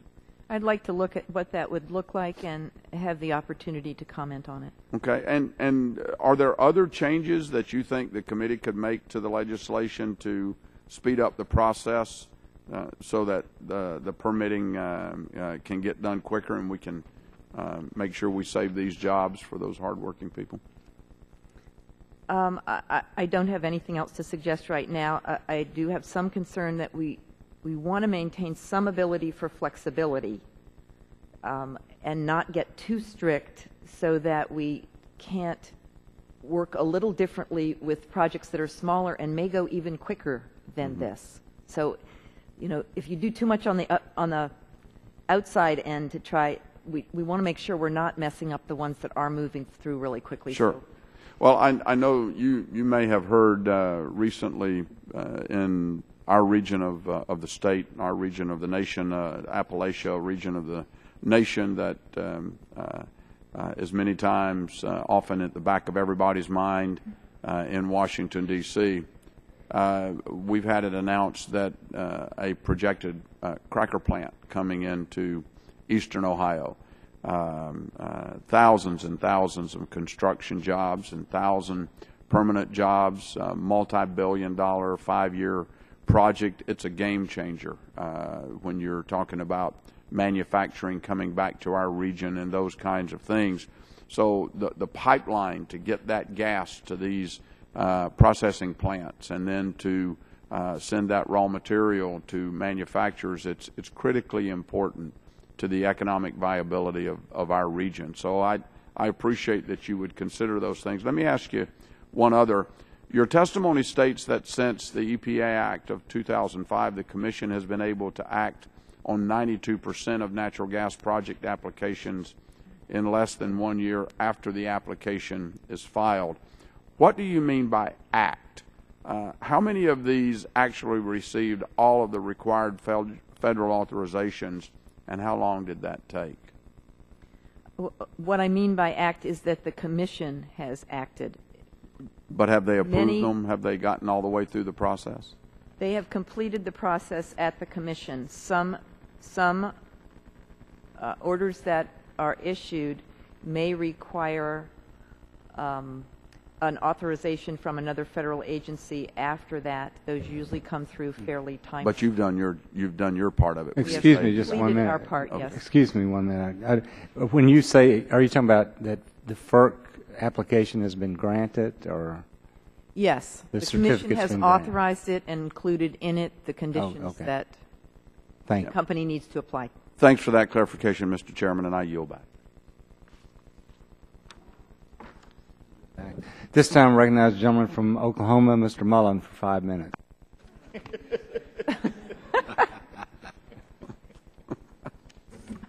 Thank you, Mr. Chairman, and I appreciate the witnesses for being here. And Ms. Miles, I must say we have a lot of directors, secretaries that come in here, and a lot of times their demeanor is, in my opinion, almost despicable. And I want to commend you on how you're handling yourself today.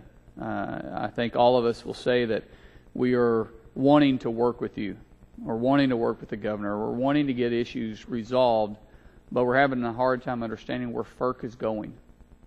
And I understand you control a small piece of that pie, but we all are having problems. I mean, one of the most common complaints I have in my district, I represent the eastern part of Oklahoma, the entire eastern side of Oklahoma, and we have many lakes, and several of them are controlled by FERC. And it seems like FERC is growing in their influence in our state, in particular on the shorelines. And Ms. Miles, you mentioned on page 13 of your testimony that the Federal Power Act determined that matters related to shoreline use, such as recreational flood control and environmental protection, are sometimes more of a local concern, and thus should be resolved by an entity that is required to consider the overall public interest. Could you expand on that comment a little bit more? Yes. Congress established the regime in the Federal Power Act that in exchange for the use of the public waters of the United States, that licensees need to satisfy public interest. And the public interest might be recreation, it might be the environmental values of the area. But what I'm trying to get to, are you saying that should actually be determined by FERC? It shouldn't be determined by the state? That is the regime that was established by Congress. The Commission only has responsibility over the lands that are owned or controlled by the licensee. It does not have any responsibility over lands that are under private control. So the shoreline management plans that you're referring to would only cover that licensee-owned portion of the project. Completely agree with that, but I represent an area called Grand Lake, which is very similar to Lake of the Ozarks, and also in Missouri, obviously. And there was an issue going on in it is either Lake of the Ozarks or Table Rock Lake. I think it was Lake of the Ozarks, where basically FERC has come up onto the shorelines and was redrawing the boundary. And last year, I sat in the chairman's office, and we asked FERC about this, and they're basically described the situation saying that, well, we're using different boundaries now because back then we used basically the stick surveying mark, and now we're using GPS, and the old boundaries basically aren't acceptable anymore. And so FERC is injecting themselves on telling people how big their house can be on the shoreline, which they own, telling people how many boat slips they can have, and telling them that the existing structures that was built inside the boundaries are no longer acceptable and had to be tore down. And it threw a whole big mess on the shorelines that now we're having the same issue in Grand Lake. And I'm thinking, well, FERC doesn't even have the ability to control what they have. I mean, we're talking about pipelines. We're talking about infrastructure. We're talking about things that you already have and you can't control it, and now you're inserting yourself farther onto the shorelines. And the way I'm understanding it is that you are in agreement with that you should be inserting yourself farther onto the shorelines, when actually the states would be more capable of controlling that. Wouldn't you agree with that?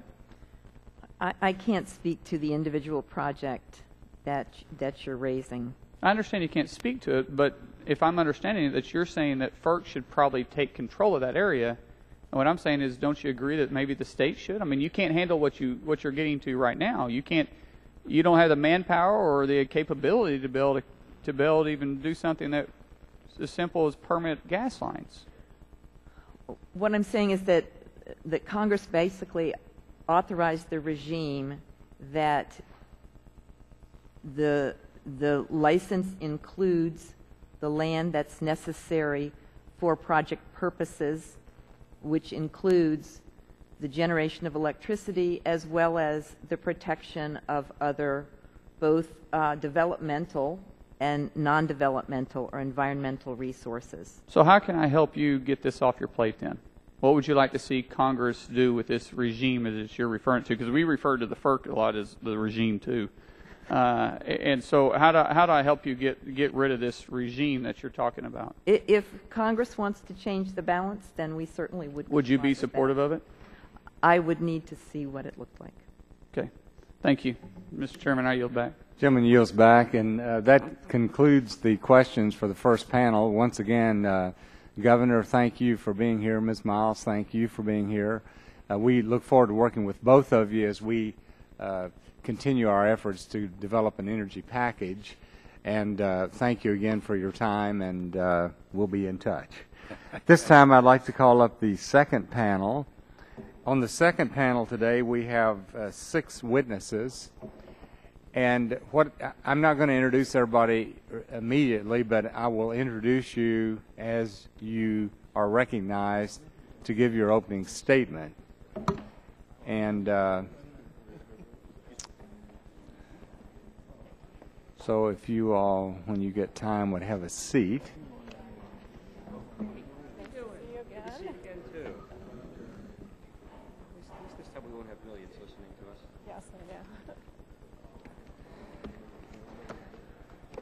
I want to thank all of you for joining us today, and we appreciate also your patience. And our first witness this morning will be Mr. Donald Santa on the second panel. He's the president and CEO of the Interstate Natural Gas Association of America. Mr. Santa, thanks again for being with us, and each one of you will be given 5 minutes for your opening statement, and then we'll open up for questions. So, Mr. Santa, you're recognized for 5 minutes. Good morning, Chairman Whitfield, Ranking Member Rush, and members of the subcommittee. My name is Donald Santa, and I am the President and CEO of the Interstate Natural Gas Association of America, or INGA. INGA represents interstate natural gas transmission pipeline operators in the U.S. and Canada. Our 24 members operate the vast majority of the interstate natural gas transmission network, which is the natural gas industry analog to the interstate highway system. The approval and permitting process for interstate natural gas pipelines has become increasingly challenging. While this has been a good, albeit complex process, there have been some trends in the wrong direction. What was once orderly and predictable is now increasingly protracted and contentious. Most energy experts agree that we will need more gas pipeline infrastructure to connect the new gas supplies of natural gas made available by the shale revolution, and to support increased demand for gas from manufacturing and petrochemical sectors, electric generators, and other end users. We need a process that balances thorough environmental review and active public involvement with orderly, predictable, and timely approval and permitting of necessary energy infrastructure. If enacted, the draft bill before the subcommittee today would modestly improve the permitting process by introducing additional transparency and accountability for federal and state permitting agencies. We support these steps, but continue to urge Congress to create real consequences for agencies that fail to meet reasonable deadlines. Entities proposing to construct or expand or modify an interstate natural gas pipeline must seek a certificate of public convenience and necessity from the Federal Energy Regulatory Commission. While the Natural Gas Act provides FERC with exclusive authority to authorize the construction and operation of interstate natural gas pipelines, a variety of other permits and authorizations are necessary in order to construct and operate such a pipeline. And I think, as evidenced by Mr. Johnson's question a few minutes ago, while a lot of the dialogue this morning has been about the timeliness of FERC's action under the Natural Gas Act, the focus of the draft bill really is the timeliness of these other permits and authorizations that are necessary before a pipeline can be constructed. The Energy Policy Act of 2005 provided FERC with new authority to oversee the pipeline permitting process. First, Section 313 of EPAC of 2005 clarified that FERC is the lead agency under the National Environmental Policy Act for interstate natural gas infrastructure projects. Second, this section empowered FERC to establish for all federal authorizations, to establish a schedule for all other federal authorizations. In other words, all federal and state permits required under federal law. Section 313 stated that other federal and state permitting agencies, quote, shall cooperate with the Commission and comply with the deadlines established by the Commission, close quote. The draft legislation would codify the FERC rule that established a deadline 90 days after the completion of FERC's NEPA review for all agencies acting under federal authority to make their final permitting decisions. The beginning of the 90-day permitting deadline would not be the first time a permitting agency would have seen an application from a pipeline developer. By the time FERC completes its NEPA review, it reasonably can be expected that the pipeline project developer will have been engaged in a dialogue with the various permitting agencies for 12 to 18 months or perhaps even longer.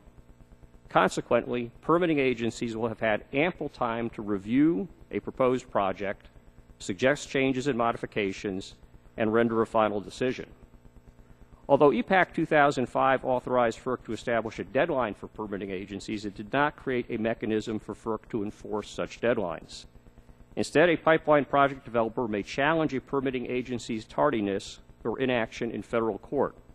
Doing so, however, is both time-consuming and risky, and this option seldom has been exercised. The lack of permitting schedule enforceability has become the Achilles heel in the pipeline approval and permitting process. Agencies are free to ignore FERC's deadline in what is currently a consequence-free environment. Why is the timely approval of pipeline permits important?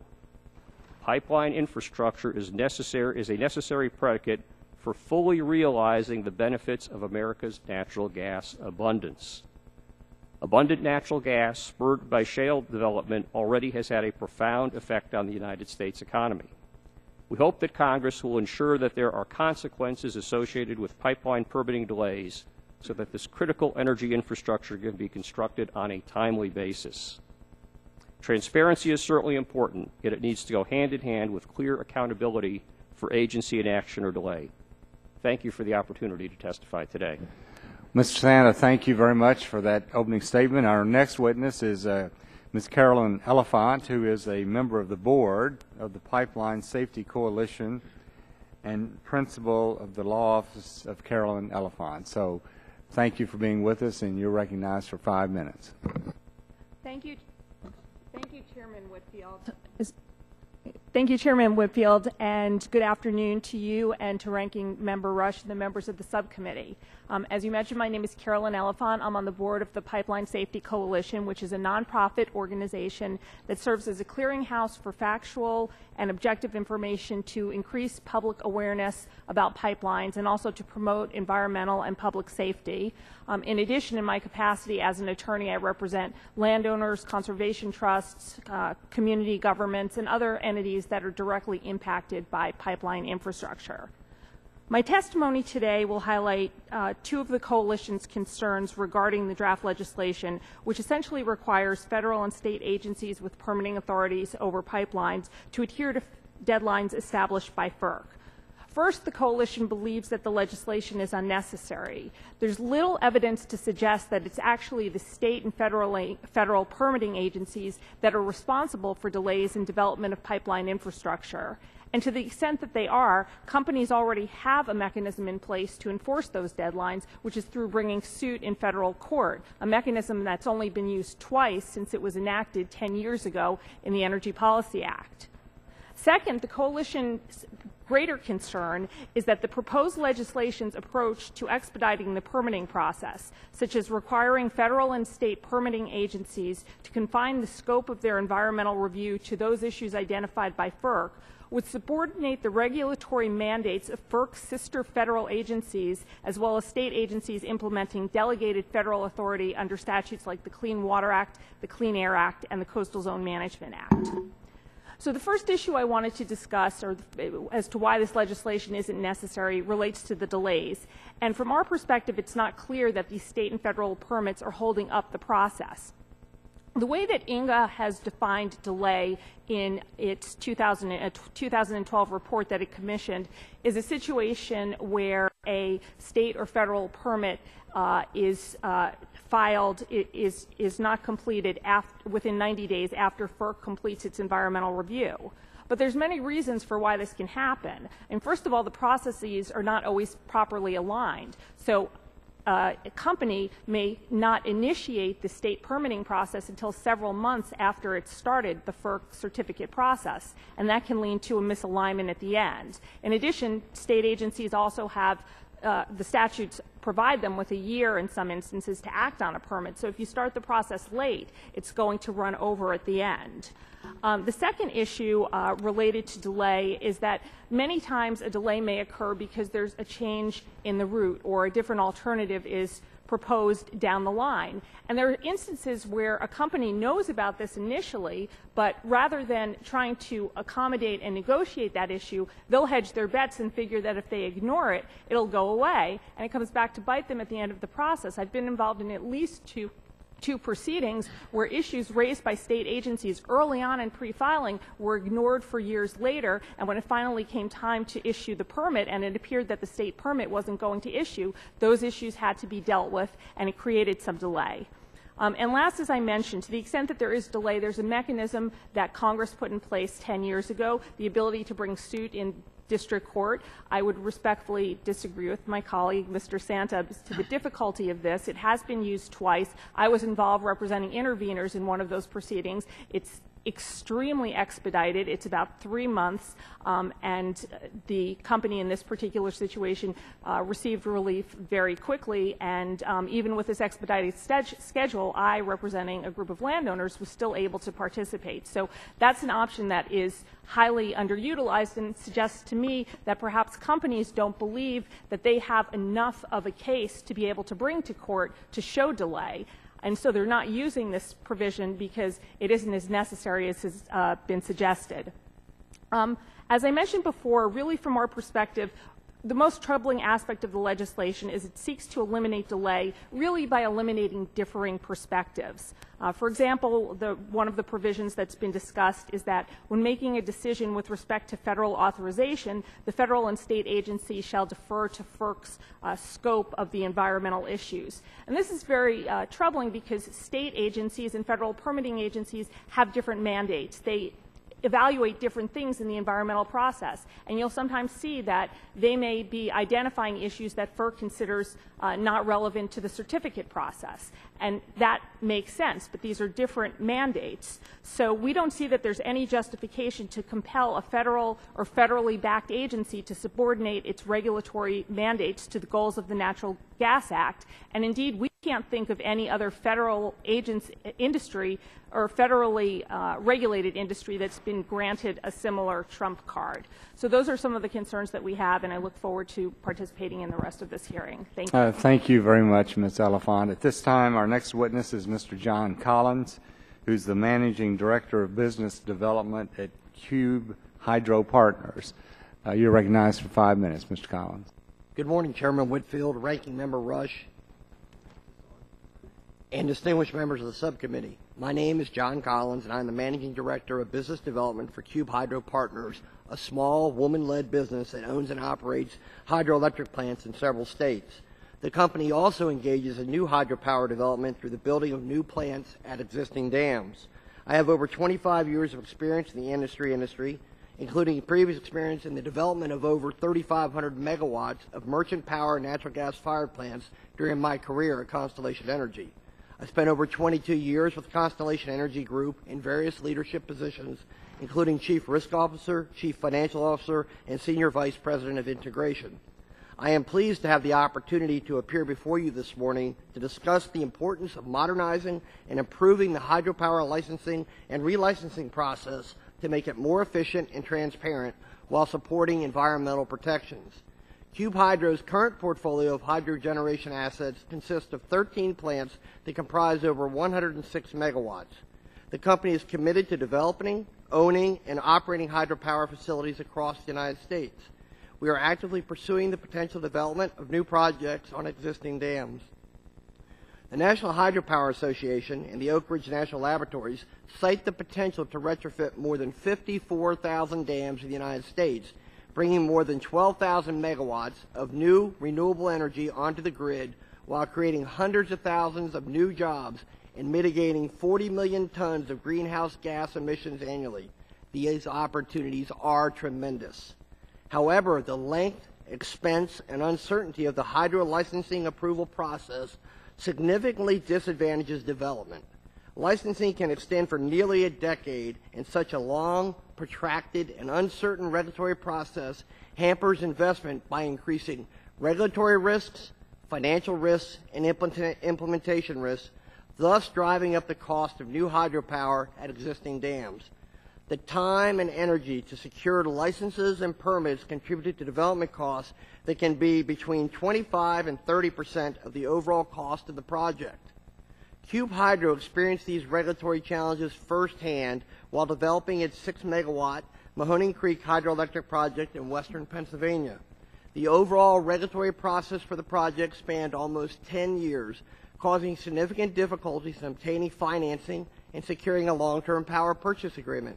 Although the end result is and continues to be a success story, the development process was a significant challenge. To facilitate hydropower development, the regulatory process should be streamlined to eliminate redundancies and provide developers and investors with added certainty. Removing duplication in the process and placing a single agency in charge of managing the entire approval process is needed. Such accountability is an essential attribute of efficient management and good government. The implementation of a streamlined regulatory process also needs to look to standardize the requirements associated with issuing a license to eliminate any competing requirements. We are particularly supportive of the provisions that will minimize duplications of studies and license proceedings, simplify the regulatory process for smaller projects, authorize new studies only when the FERC determines that additional data is necessary, weigh the cost-benefit analysis of licensing requirements, implement a use-it-or-lose-it provision for submitting a pre-application document within 3 years, as opposed to the current system, which allows up to 8 years without developing the project. The end result is the establishment and enforcement of project timelines. These and other initiatives would help to simplify licensing requirements and facilitate hydropower project development and relicensing. We believe that hydropower is and should remain an important component of an environmentally sustainable U.S. energy policy. Providing the ability to invest private capital to upgrade, modernize, and stabilize this resource is critical to maintaining and growing the currently installed base, which is the largest of any renewable resource in the United States. Hydropower is clean, renewable baseload energy that helps to stabilize our electric grid. Federal policy should be adopted to encourage the development of this vast resource. Cube Hydro believes the draft legislative proposals under consideration by the subcommittee today are a reasoned and responsible modernization of federal licensing legislation to allow for increased development of this important resource. I thank the subcommittee for this opportunity to testify on hydropower's role in meeting our nation's energy and economic objectives and look forward to answering your questions.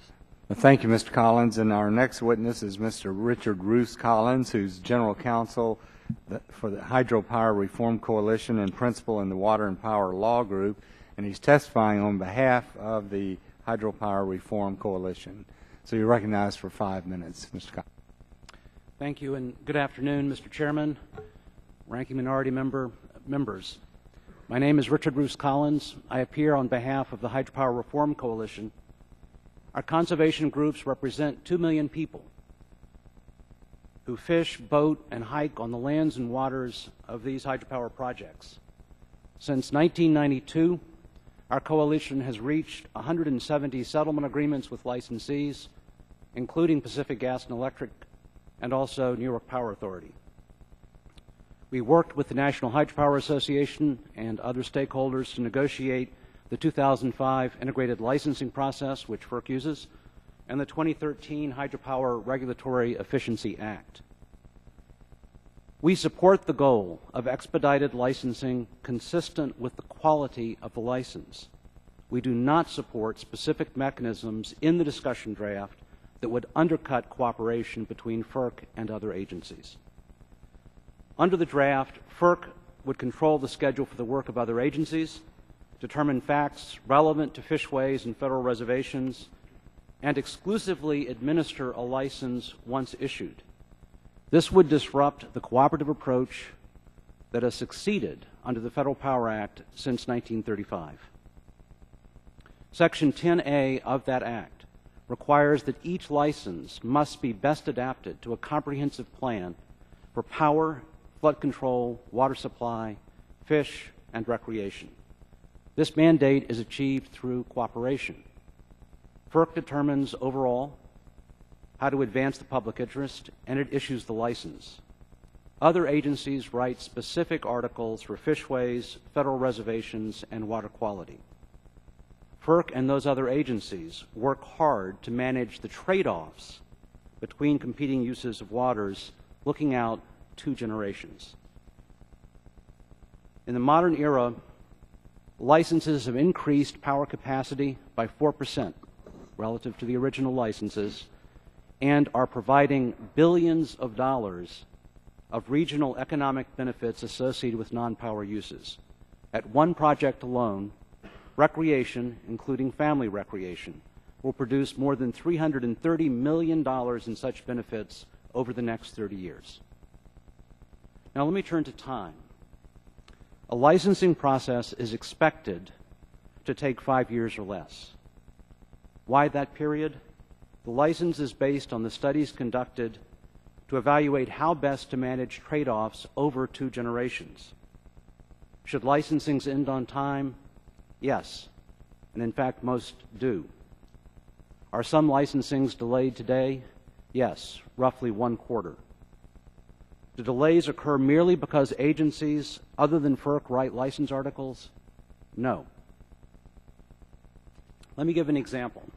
Under the 2005 Energy Policy Act, a federal agency that prescribes a fishway must provide a trial on disputed issues. These trials have consistently ended on time, 6 months or less. The assigned judges did this by knocking heads.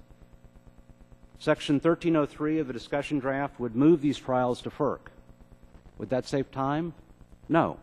It would just transfer the authority to resolve those triable issues.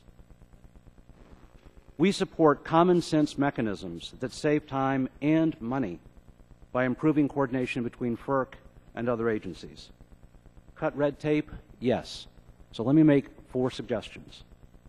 First, there should be a joint environmental document in each licensing.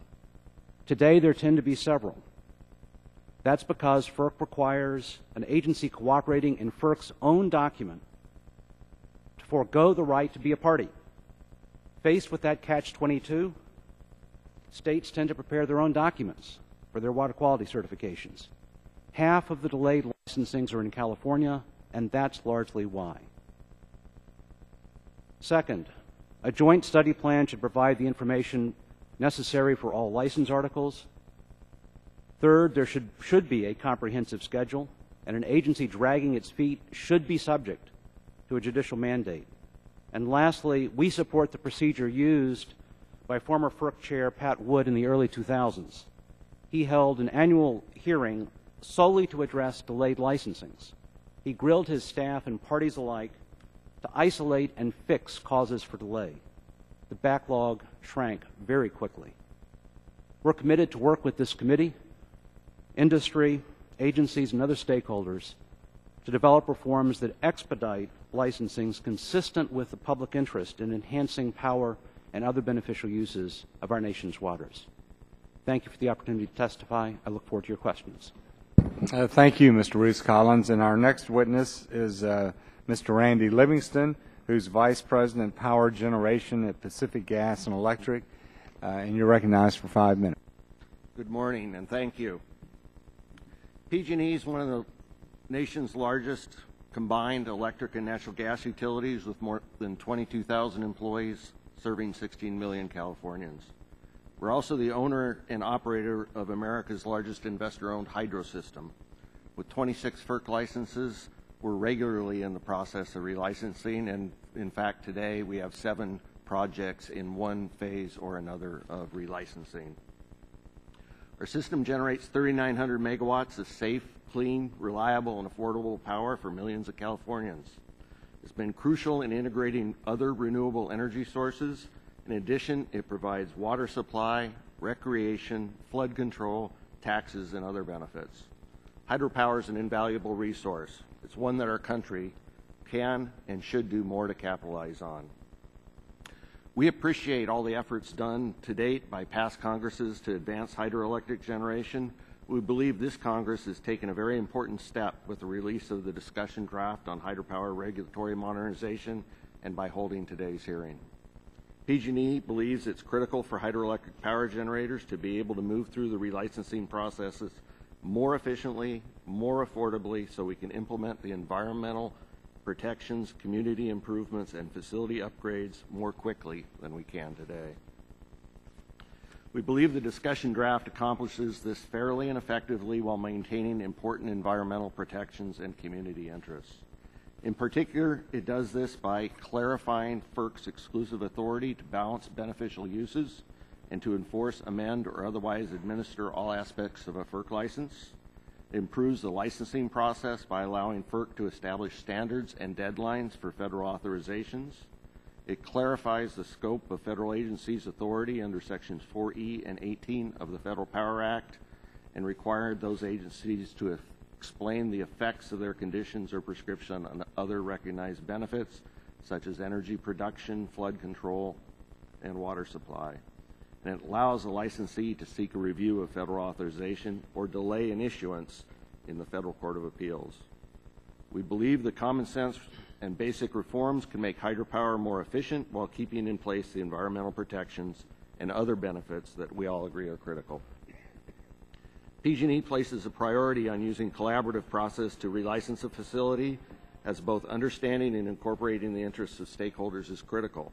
However, as it stands today, the current process is complex, protracted, leading to higher costs and delayed implementation of improvements and upgrades. To put this into perspective, PG&E's recent experience is even for a medium-sized license, it consistently takes over 7 years to renew an existing license for an existing facility, and often well over 10 years. The cost just to complete the process for the continued operation of the facility can run over $50 million.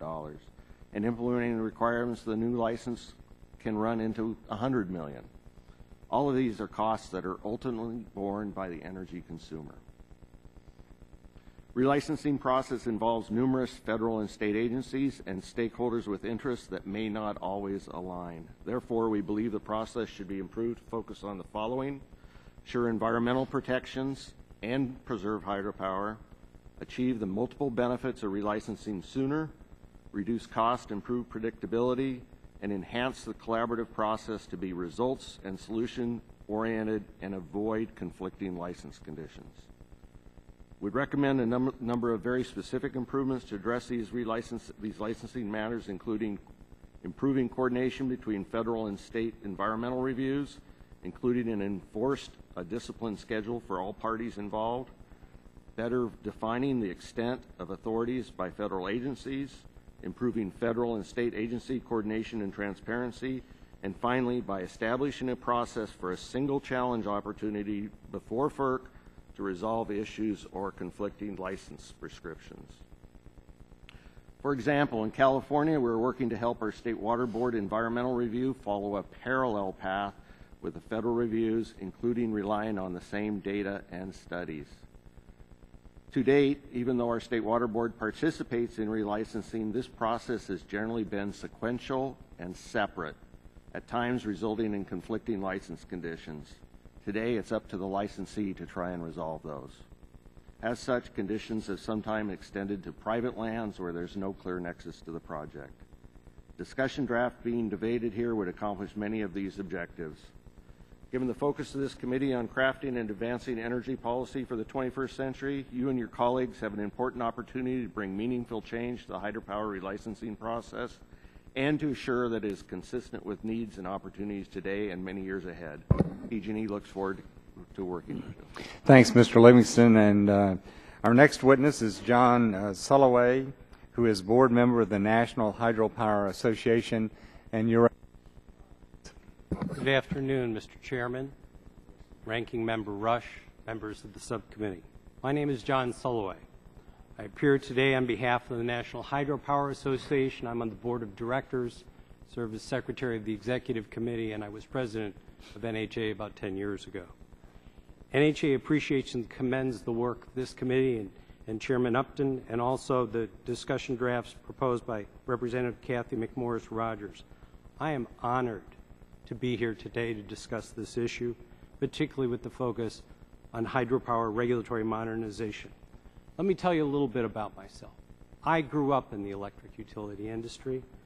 I've focused my entire career on project development, licensing, and environmental research. Most of that time was with the New York Power Authority. I retired from NYPA at the end of the year as the Vice President of Project Development and Licensing. I love my job. I love the Power Authority, and I particularly love working in hydropower. As you can tell from my written testimony, NYPA is one of the leading producers of electricity in the state of New York, and we have one of the largest hydropower systems in the entire country.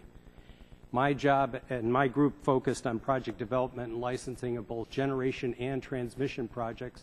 We worked a great deal on hydropower, but also I developed combined cycle plants and simple cycle turbine projects that burn natural gas, and also high voltage transmission lines. In my testimony, I'm trying to convey 4 basic points. Number 1, hydropower is a great technology. It has a proven track record of being a dependable and cost-effective source of generation. Also, in today's world, where the norm is change, hydropower is a crucial tool for maintaining the reliability of the changing electrical grid while helping to address climate change. These characteristics make hydropower very attractive for economic development. There is a significant potential for increased hydropower capacity, which is not being realized. Point 2, the development of more hydropower should be a key component of America's energy portfolio. We have thousands of megawatts that can be developed at existing dams that are not being developed, in part because the hydropower licensing process is protracted, costly, and risky. And us folks in the electrical utility industry tend to be risk adverse. Point 3, we, and I mean the big we here, industry, regulators, non-governmental organizations, and members of Congress, we've been working since the 1990s to improve the hydropower licensing process. We have made progress. There have been improvements in the licensing and administration of hydropower, but additional work needs to be done to make the process more efficient so a significant portion of that undeveloped capacity can be developed. My 4th point, the goals and objectives expressed in the discussion draft bills would help to make hydropower more attractive to developers and investors, while ensuring careful consideration of environmental values and the protection of natural resources. Protecting the environment and natural resources is important, and it is a commitment that the hydropower industry takes seriously. In conclusion, you know, I've made a career of navigating these arcane processes. And that being said, I've come to the conclusion that we have a very important opportunity here that we should not miss. Like I mentioned before, incremental changes in the FERC process have improved the process. And as part of making those changes, we've created relationships, we've created friendships, and we can build on that communication improvements as we move forward. But when you stand back and you look at the fundamental question that's in front of us, why shouldn't we be able to license a hydropower project for the same amount of time and the same amount of money as it does for a combined cycle plant that's burning natural gas? And when you look that question in the face, you know we have more work to do. So thank you for providing me this opportunity to testify on behalf of Hydropower's role in meeting our nation's environmental, energy, and economic objectives, and I look forward to answering your question. Well, thank you, Mr. Sulloway, and thank all of you for your testimony. And this time I recognize myself for 5 minutes of questions. It's obvious to everyone that two subject matters we're looking at is natural gas pipelines, and we're looking at hydropower. And Mr. Roos Collins, I think I know where everybody stands on this draft. You focus on hydropower. You indicated, did you say that you believe that there are some problems at FERC relating to licensing and relicensing of hydropower that need to be addressed? Or I know that you are opposed to this particular draft, but are there some areas that you do think needs to be addressed? Yes, Mr. Chairman. Okay. Thank you. I just wanted to clarify that. And Mr. Livingston, would you say that from your perspective at PG&E, is licensing more of an issue or is relicensing more of an issue? Well, for us, it's relicensing. But I think as we look at our portfolio, we're going through a significant period of relicensing and are regularly involved in it. The licensing is a critical issue for development of the new resources on, for instance, non-powered dams, right, and for the licensing potential for pump storage development to help integrate other renewables. Right. Now, you said you had 7 active relicensing projects right now, I believe, and I think your testimony talked about the cost would be 20 to 50 million, and I think you mentioned 100 million. What was that about? That's about license implementation costs. So not only do you have the cost to get the new license, then you have to comply with all the new terms. And my understanding, I'm not an expert, but my understanding, the relicensing is almost as cumbersome as the licensing process. Is that correct? Yeah, it's the same. It's the same. Okay. Okay. And Mr. Santa, well, back to you, Mr. Livingston. Would you, I've heard about one relicensing project that you all have been involved in that has gone on for a number of years. I don't know specifically the information about it, but could you give us a recent example of a challenging and cumbersome hydropower licensing proceeding that you're going through that has been particularly frustrating? Well, I think just our most recent work is on our DeSabla Centerville project. It's a 26-megawatt project. Lots of important resource issues there to work through. That process is currently in its 11th year. We're well over 26 million, well over $1 million per megawatt to go into relicensing, and we're just got a water quality certificate, a proposed water quality certificate that has competing license condition with everything that we've been talking about, for the previous 11 years, and we're going to have to work now to resolve those before a final license can. So is this primarily a federal issue or a state issue, or? It's combined. The State Water Board is working under Clean Water Act. The concept that I think many of us are trying to work through is how we can make the same set of studies, the same time frame, and the same process all come together at the end. So, how many years have you been involved in this project? It started its relicensing 11 years ago. 11 years ago, and it's still not resolved. Still not resolved. Okay. Mr. Santa, Mrs. Elephant had mentioned in her testimony that from her perspective, there's really no need for change, and she specifically said if you have a problem, you can file this lawsuit. I'm assuming that you don't view that as a practical solution because of cost, I'm assuming. No, we don't view that as a practical solution, Chairman Whitfield. For example, Ms. Elephant mentioned 2 instances in 10 years that someone had availed themselves of that, one of which was resolved reasonably quickly, but the other one involved multiple years, 2 trips to the U.S. Court of Appeals for the Second Circuit, and ultimately the project applicant ended up walking away from the project after investing years and significant resources in trying to develop that project.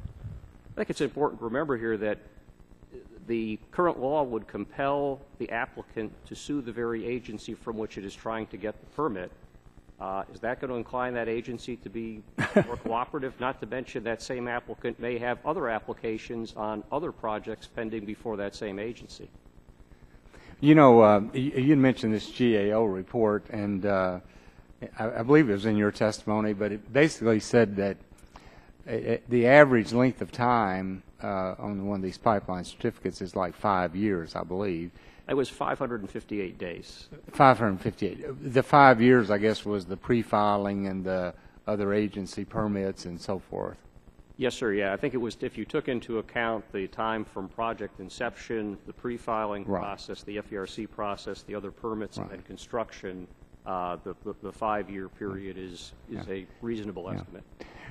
And I point that out just because it does appear that there is a issue here. I mean, some people are indicating that they don't think there's an issue, and that's why we have these hearings, to hear all sides. So my time has expired. At this time, I recognize the gentleman from Illinois for 5 minutes. Thank you, Mr. Chairman. Ms. Elephant, as a former FERC lawyer, do you believe that requiring other agencies to defer to FERC on the scope of environmental review would help expedite the natural gas permitting process and lead to fewer or more lawsuits? And are FERC staff equipped to determine the scope of environmental review over and above the experts in other agencies with jurisdiction over these issues? I don't think that it would expedite anything. The problem is when you're looking at the scope of environmental review, it relates to what the agency's mandate is. So, for example, I have seen cases where FERC has determined, for example, that it will not consider cumulative impacts related to fracking because that's something that FERC has determined is not causally connected to pipeline certification. And that's a decision that's been affirmed by the Second Circuit. There are other state or federal agencies for which this issue of fracking is more closely related to their mandate, so they might consider that within the scope of the issues they address when they're granting a permit. Unless you change the underlying regulatory mandate of those related state and federal agencies, that's the only way you can eliminate consideration of those issues. They look at different issues. That's why they're different agencies and they have different mandates. Mr. Bruce Collins, I know that you're not an agency expert on how this bill would impact congressionally mandated environmental protection laws, but I don't see anybody else on the panel who is an agency expert either, nor did I see anyone on the previous panel who is an agency expert. But I just want to get your opinion, if I could. How would this bill impact issues relevant to the Commerce, the Department of Commerce, Department of Interior, and the Department of Agriculture, who are the very agencies that are responsible for protecting water quality, America's fishways, federal reservations, and other of our nation's natural resources? Can you give me an opinion on that? I do. The discussion draft would transfer much of their authority to FERC. Now leave aside pre-licensing, which is what our testimony is addressed, let me briefly mention post-licensing. The opening page of the discussion draft provides that FERC will have exclusive authority to administer a license, which is to say that it will have exclusive authority to administer those terms of the license that derive from a water quality certification. That's trouble in terms of actually protecting the beneficial uses of our waters. And to be clear, Ranking Minority Member, I believe that FERC is a very capable federal agency. I respect Ms. Miles and her staff. They are competent. This is not about competency. It's about on-the-ground knowledge. In a typical proceeding, FERC staff will visit the project a few days. By contrast, the staff for the State Water Agency or for the Fish and Wildlife Service in NIMS or the National the Forest Service will have walked those grounds dozens, if not hundreds of times. That on-the-ground knowledge is what Congress respected in the 1935 Federal Power Act, which delegated to them limited authorities to use that knowledge to protect certain resources. Well, it seems to me as though, Mr. Bruce Collins, that we are at a position that the question would shift in the responsibility for holding trial-type hearings on any disputed issue of material fact from the secretaries of the same departments, Interior, Agriculture, or Commerce, to FERC. Would that, in your opinion, do anything to expedite, or would it be akin to a rat running around a maze, no way out in terms of the permitting process? Wouldn't this help us at all, expedite? My opinion is that it would not expedite, and indeed it could delay. And if I may give one brief example, the National Marine Fisheries Service uses administrative law judges assigned from the Coast Guard. Those judges conduct a trial as though they were on board a ship. At a pretrial conference, they once looked at the attorneys and they said, "You have pending motions. If you argue those motions, I'll cut you off. And if I cut you off, I'll probably rule against you. You want to argue on the motions?" And of course, all of the parties said no. Well, that pretrial conference was over in 15 minutes. My experience with the judges assigned by Interior and Commerce and Agriculture is that they are tough and fair. And as a result, I don't think moving this to FERC would expedite decisions. Mr. Chairman, I yield back. This time I recognize the gentleman from Virginia, Mr. Griffith, for 5 minutes. Thank you, Mr. Chairman. Appreciate it. Mr. Santa, I believe you may have heard my questions with the prior panel, and so you know that I'm concerned about placement of gas pipelines. But I want to talk to you about the need for gas pipelines, because that is the driving force behind all of this, particularly in those areas that have been reliant on coal to produce their electricity. With the myriad of different regulations that the EPA has proposed, many of those power generating companies, the electric company as we know it back home, are having to turn to natural gas. Isn't that true? Yes, sir, that is true.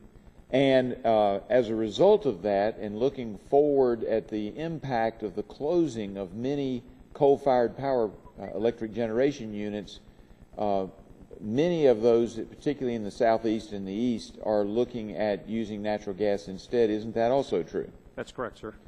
And as a result of that, there are some serious concerns across the industry that if the natural gas pipelines are not built in a quick manner or brought to bear fairly soon, we will have a problem with either rolling brownouts or possibly even blackouts in many parts of the east and southeast. Is that not also true? Many parties have expressed that in connection with the Clean Power Plan. We are confident that gas and gas pipelines ultimately can meet that need, but Inga, too, in our comments on the Clean Power Plan and at the FERC technical conferences, noted the timing issues in terms of the time needed to develop infrastructure versus the compliance deadlines. And of course, it's one of the reasons why I support legislation that would cut the Clean Power Plan off until the litigation is over, because it's going to create huge problems for electric generation companies across the United States, but particularly in the Southeast and the East. And I have serious questions about the legality of the EPA's interpretation. I should say their new interpretation, not their original interpretation of Section 111D. And so that is one of the big drivers in the reason that right now there are as many as 4. I know of at least 2, a third that I've heard about, and a 4th that's been indicated in an article today, looking at power or gas pipelines in my region. And that's what's driving all of this. Isn't that what you would indicate to us? It is a significant driver. There's also industrial demand that's part of the demand for those pipelines. Well, and the natural gas the natural gas price being low is a factor to be considered in that, and that's what's driving that new manufacturing demand as well, isn't it? That is correct, sir. Yes. And so, if we're going to have more good-paying jobs, if we're going to have electricity in our homes, whether I agree with the EPA's regulations or not, we're going to need natural gas pipelines. Isn't that correct? Yes, sir. Now, that being said, how can we do this in a better fashion? Because, and I would submit one of those would be to give, a better timeline on the EPA regulations if they are found legal, which I don't think they will be. But what can we do to do a better job? Because the citizen on the ground suddenly has folks in their yard trying to figure out where they're going to place a pipeline. And 1 month it's in one county, and the next month it's in another county. And it's really got a lot of folks, I think, legitimately upset that they're about to lose their family farm or their home or their area of concern, nearby them. And how can we allay those fears for the general public? You're right that this does acutely affect landowners. It affects their major investment, their home, their farm, their property. It also is occasioned by the fact that we've got prolific gas supplies in places that, at least in recent history, haven't been prolific supply areas, and so it has created the demand for more pipelines to get that to the market. I think that overall the FERC does a very good job with its process. I know that INGA and its member companies are committed to this because beyond going through the construction and siting process, these landowners will be our neighbors for years. I think that the legislation today is intended to try to make that process more efficient and yet still respect the rights of landowners and environmental concerns.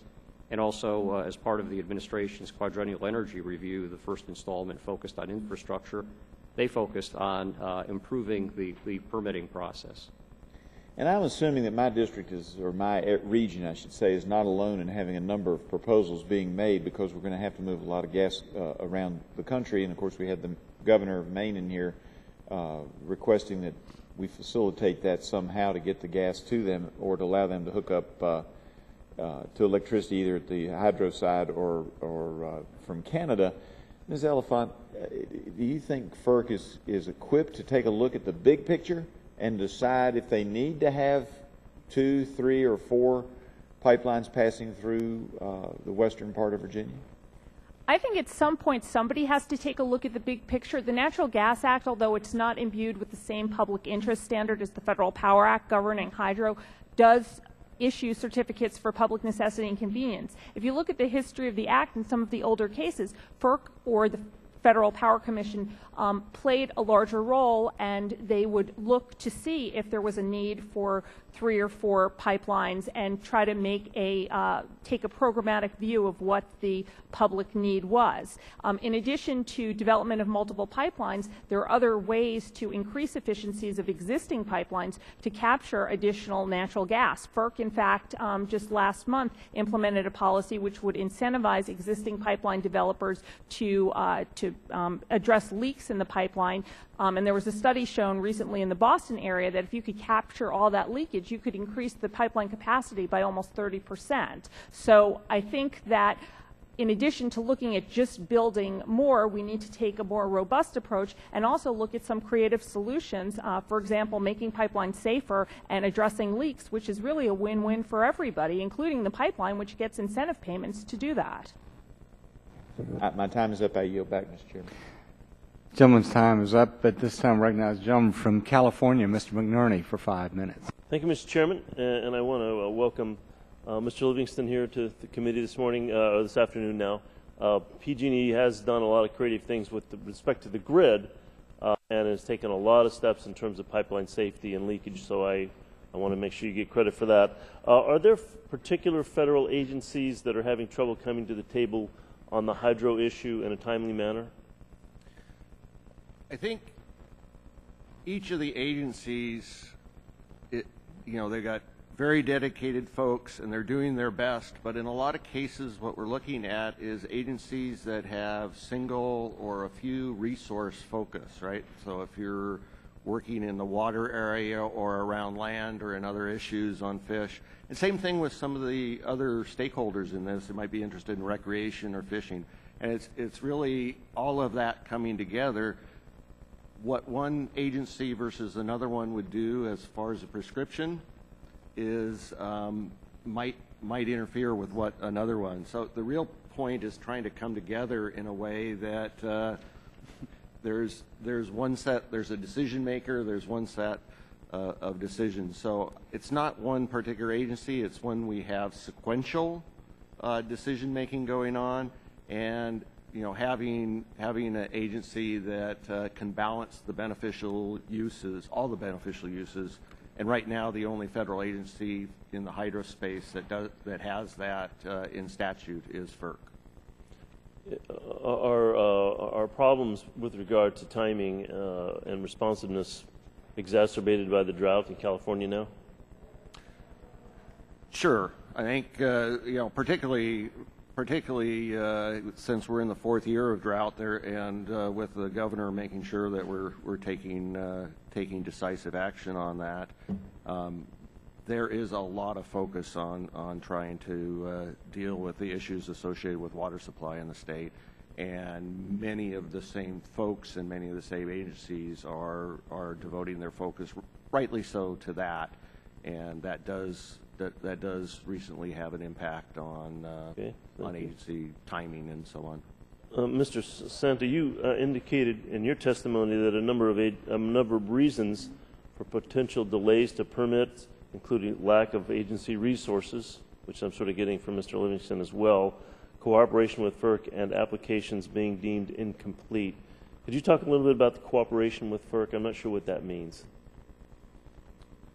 I think that I'd have to go back and look specifically at the report, but I think it gets to the issue of, and a lot of what is attempted to be addressed in the discussion draft, of other permitting agencies being involved early in the process with the FERC and working cooperatively. For example, there have been some instances where agencies will not begin their process until some other action has been taken. So rather than things occurring concurrently, they may occur sequentially. That adds to the time. Mm-hmm. I think it was trying to address things like that. Okay, thank you. Do you think there's a chance that if this law or this bill were passed and enacted into law, that it would make delays longer, or give rejections of applications because the agency didn't have time to complete this study? Well, two things. I mean, number one, Ms. Miles, I think, had some good comments on the draft where she noted that there were parts of it that could be interpreted to inhibit FERC's ability to try to resolve some of these things earlier in the process rather than later, and I would certainly commend to the subcommittee to take a look at that and see if that could be addressed. The issue of whether it might lead to rejections as the way for the agency to act, that's actually something that we talked about last year at a hearing in conjunction with Mr. Pompeo's legislation. I know that concern was expressed, and I think on behalf of INGA's members, we made the point that quite frankly, we would prefer the definite answer, even if it is a negative answer, to being engaged in a protracted process of waiting for an answer. Well, I think what you've indicated is there have been increases in federal authorization that failed to meet the 90-day deadline. Do you think that's because there's more applicants, because there's more projects being approved, because there's more capacity being approved in the process? That is a good question. I don't know. The one thing I would say is that the study that we pointed to in our testimony was released in, I believe, 2012, so it dealt with projects that were 2012 and earlier. That was before really the wave of projects and infrastructure we've seen proposed in response to the shale revolution and all of the new supply coming to the market. So I'm not sure that those delays really had to do with the volume of work, number of projects being proposed to the agencies, but that's a good question. Okay. Thank you, Mr. Chairman. I yield back. Gentleman's time has expired. I have a couple of other questions I'd like to ask, and if any of you all want to ask any others, fine. But Mr. Collins, Mr. John Collins, one question I want to ask you is, do you think hydropower is disadvantaged by this current regulatory process?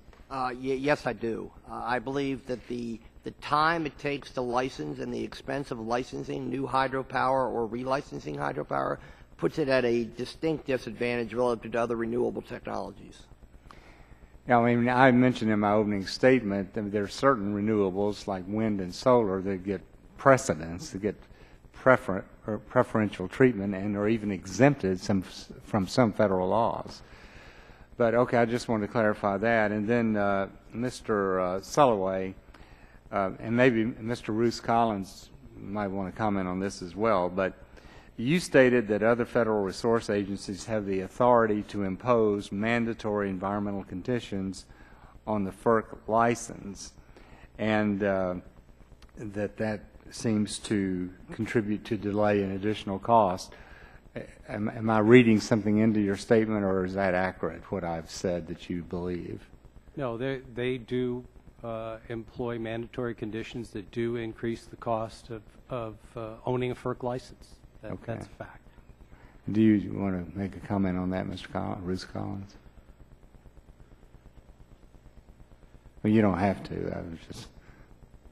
Mr. Chairman, yes, the license articles required by other federal agencies have increased cost in terms of implementation.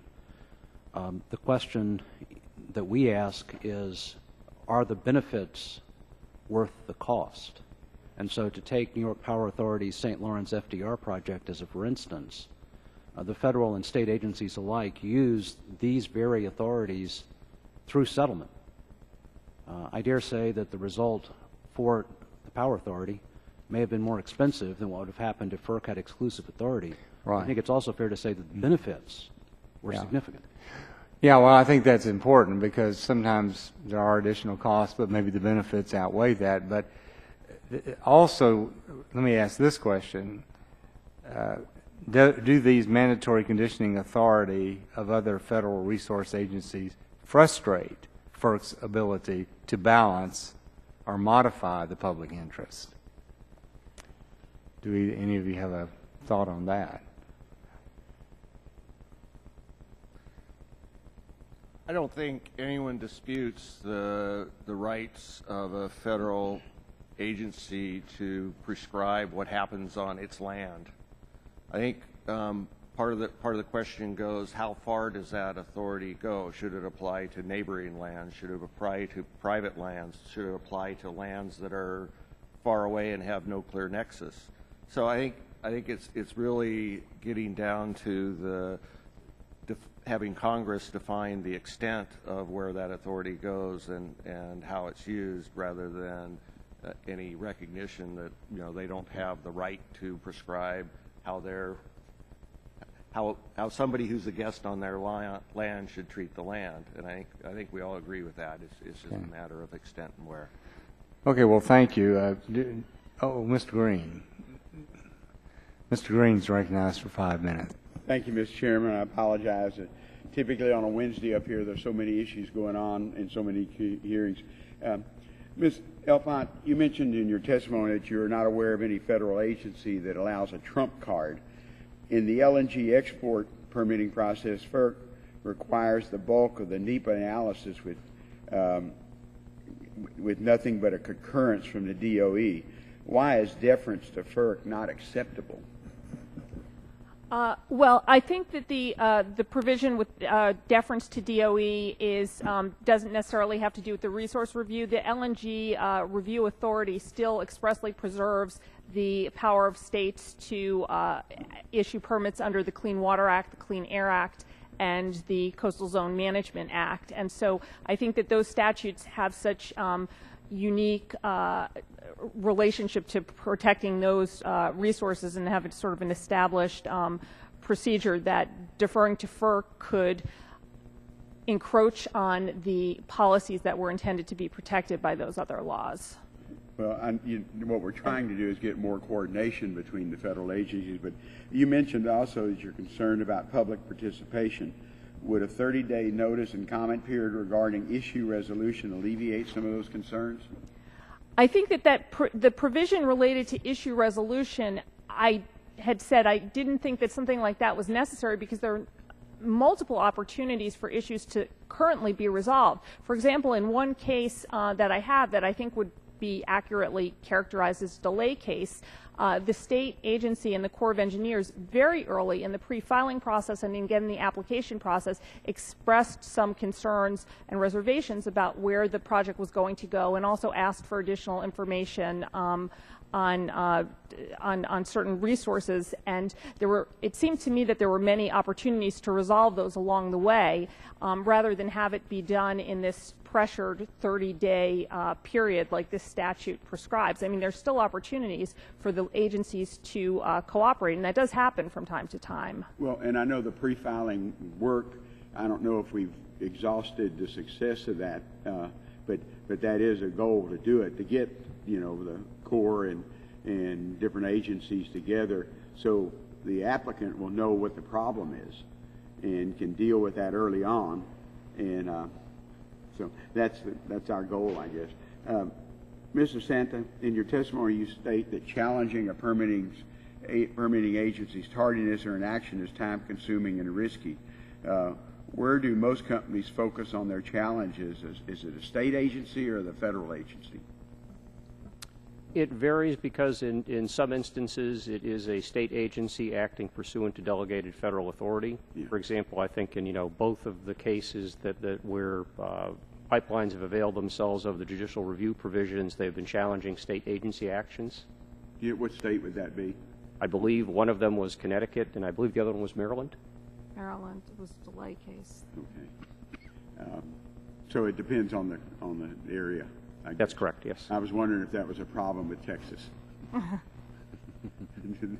Okay. Would arbitration better serve that approval process? I really don't know. That's an interesting question, Mr. Green, as to whether or not that would be something that might work. I think that the provisions that are in the draft now in terms of a dispute resolution process, I think are intended to kind of go in the direction of how do we resolve these disputes. I have not, heard of arbitration being suggested before in the context of a permitting agency, an applicant, and the other stakeholders. Well, that would get you to a decision, though. That is the problem. Yes. The time frame keeps getting extended because the decision's not there. Yes. Isn't that the role, though, for the pre-filing review? Is to try and get that information out during the pre-filing? I think that is the goal of the pre-filing, is to try to get these issues on the table early to begin to resolve them and also to deal with them in a context before you have got a FERC application, in which case the ex parte rules and various things come to attach that tend to make it more cumbersome and more difficult to resolve. So, yes. Okay. Well, Mr. Chairman, I've run out of time, but I appreciate it. But I also know that because obviously from where I come from, the LNG exporting permits are an issue, and it's not necessarily FERC, it's also DOE. And I said it earlier, the Corpus Christi permitting for both FERC but also with DOE was very quick and comparably.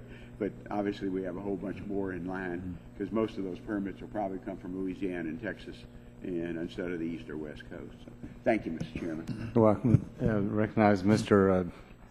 Mr. Chairman. Ellen. Thank you, Mr. Chairman. Mr. Chairman, the ranking member Pallone asked this question of the previous panel, and I want to ask Mr. Roos Collins the same question. Mr. Roos Collins, buried in the language of the draft is a two-word change to Section 4E of the Federal Power Act. The words of the existing statute, quote, shall deem, end of quote, are replaced by the single word, quote, determines, end of quote. The context of this change is the mandatory conditioning authority of the resource agencies. I had 3 questions. Is this a significant change from current law? What would be the practical effect of this change on the ability of resource agencies to protect and manage things under their jurisdiction? And lastly, will this change result in more or less litigation, in your opinion?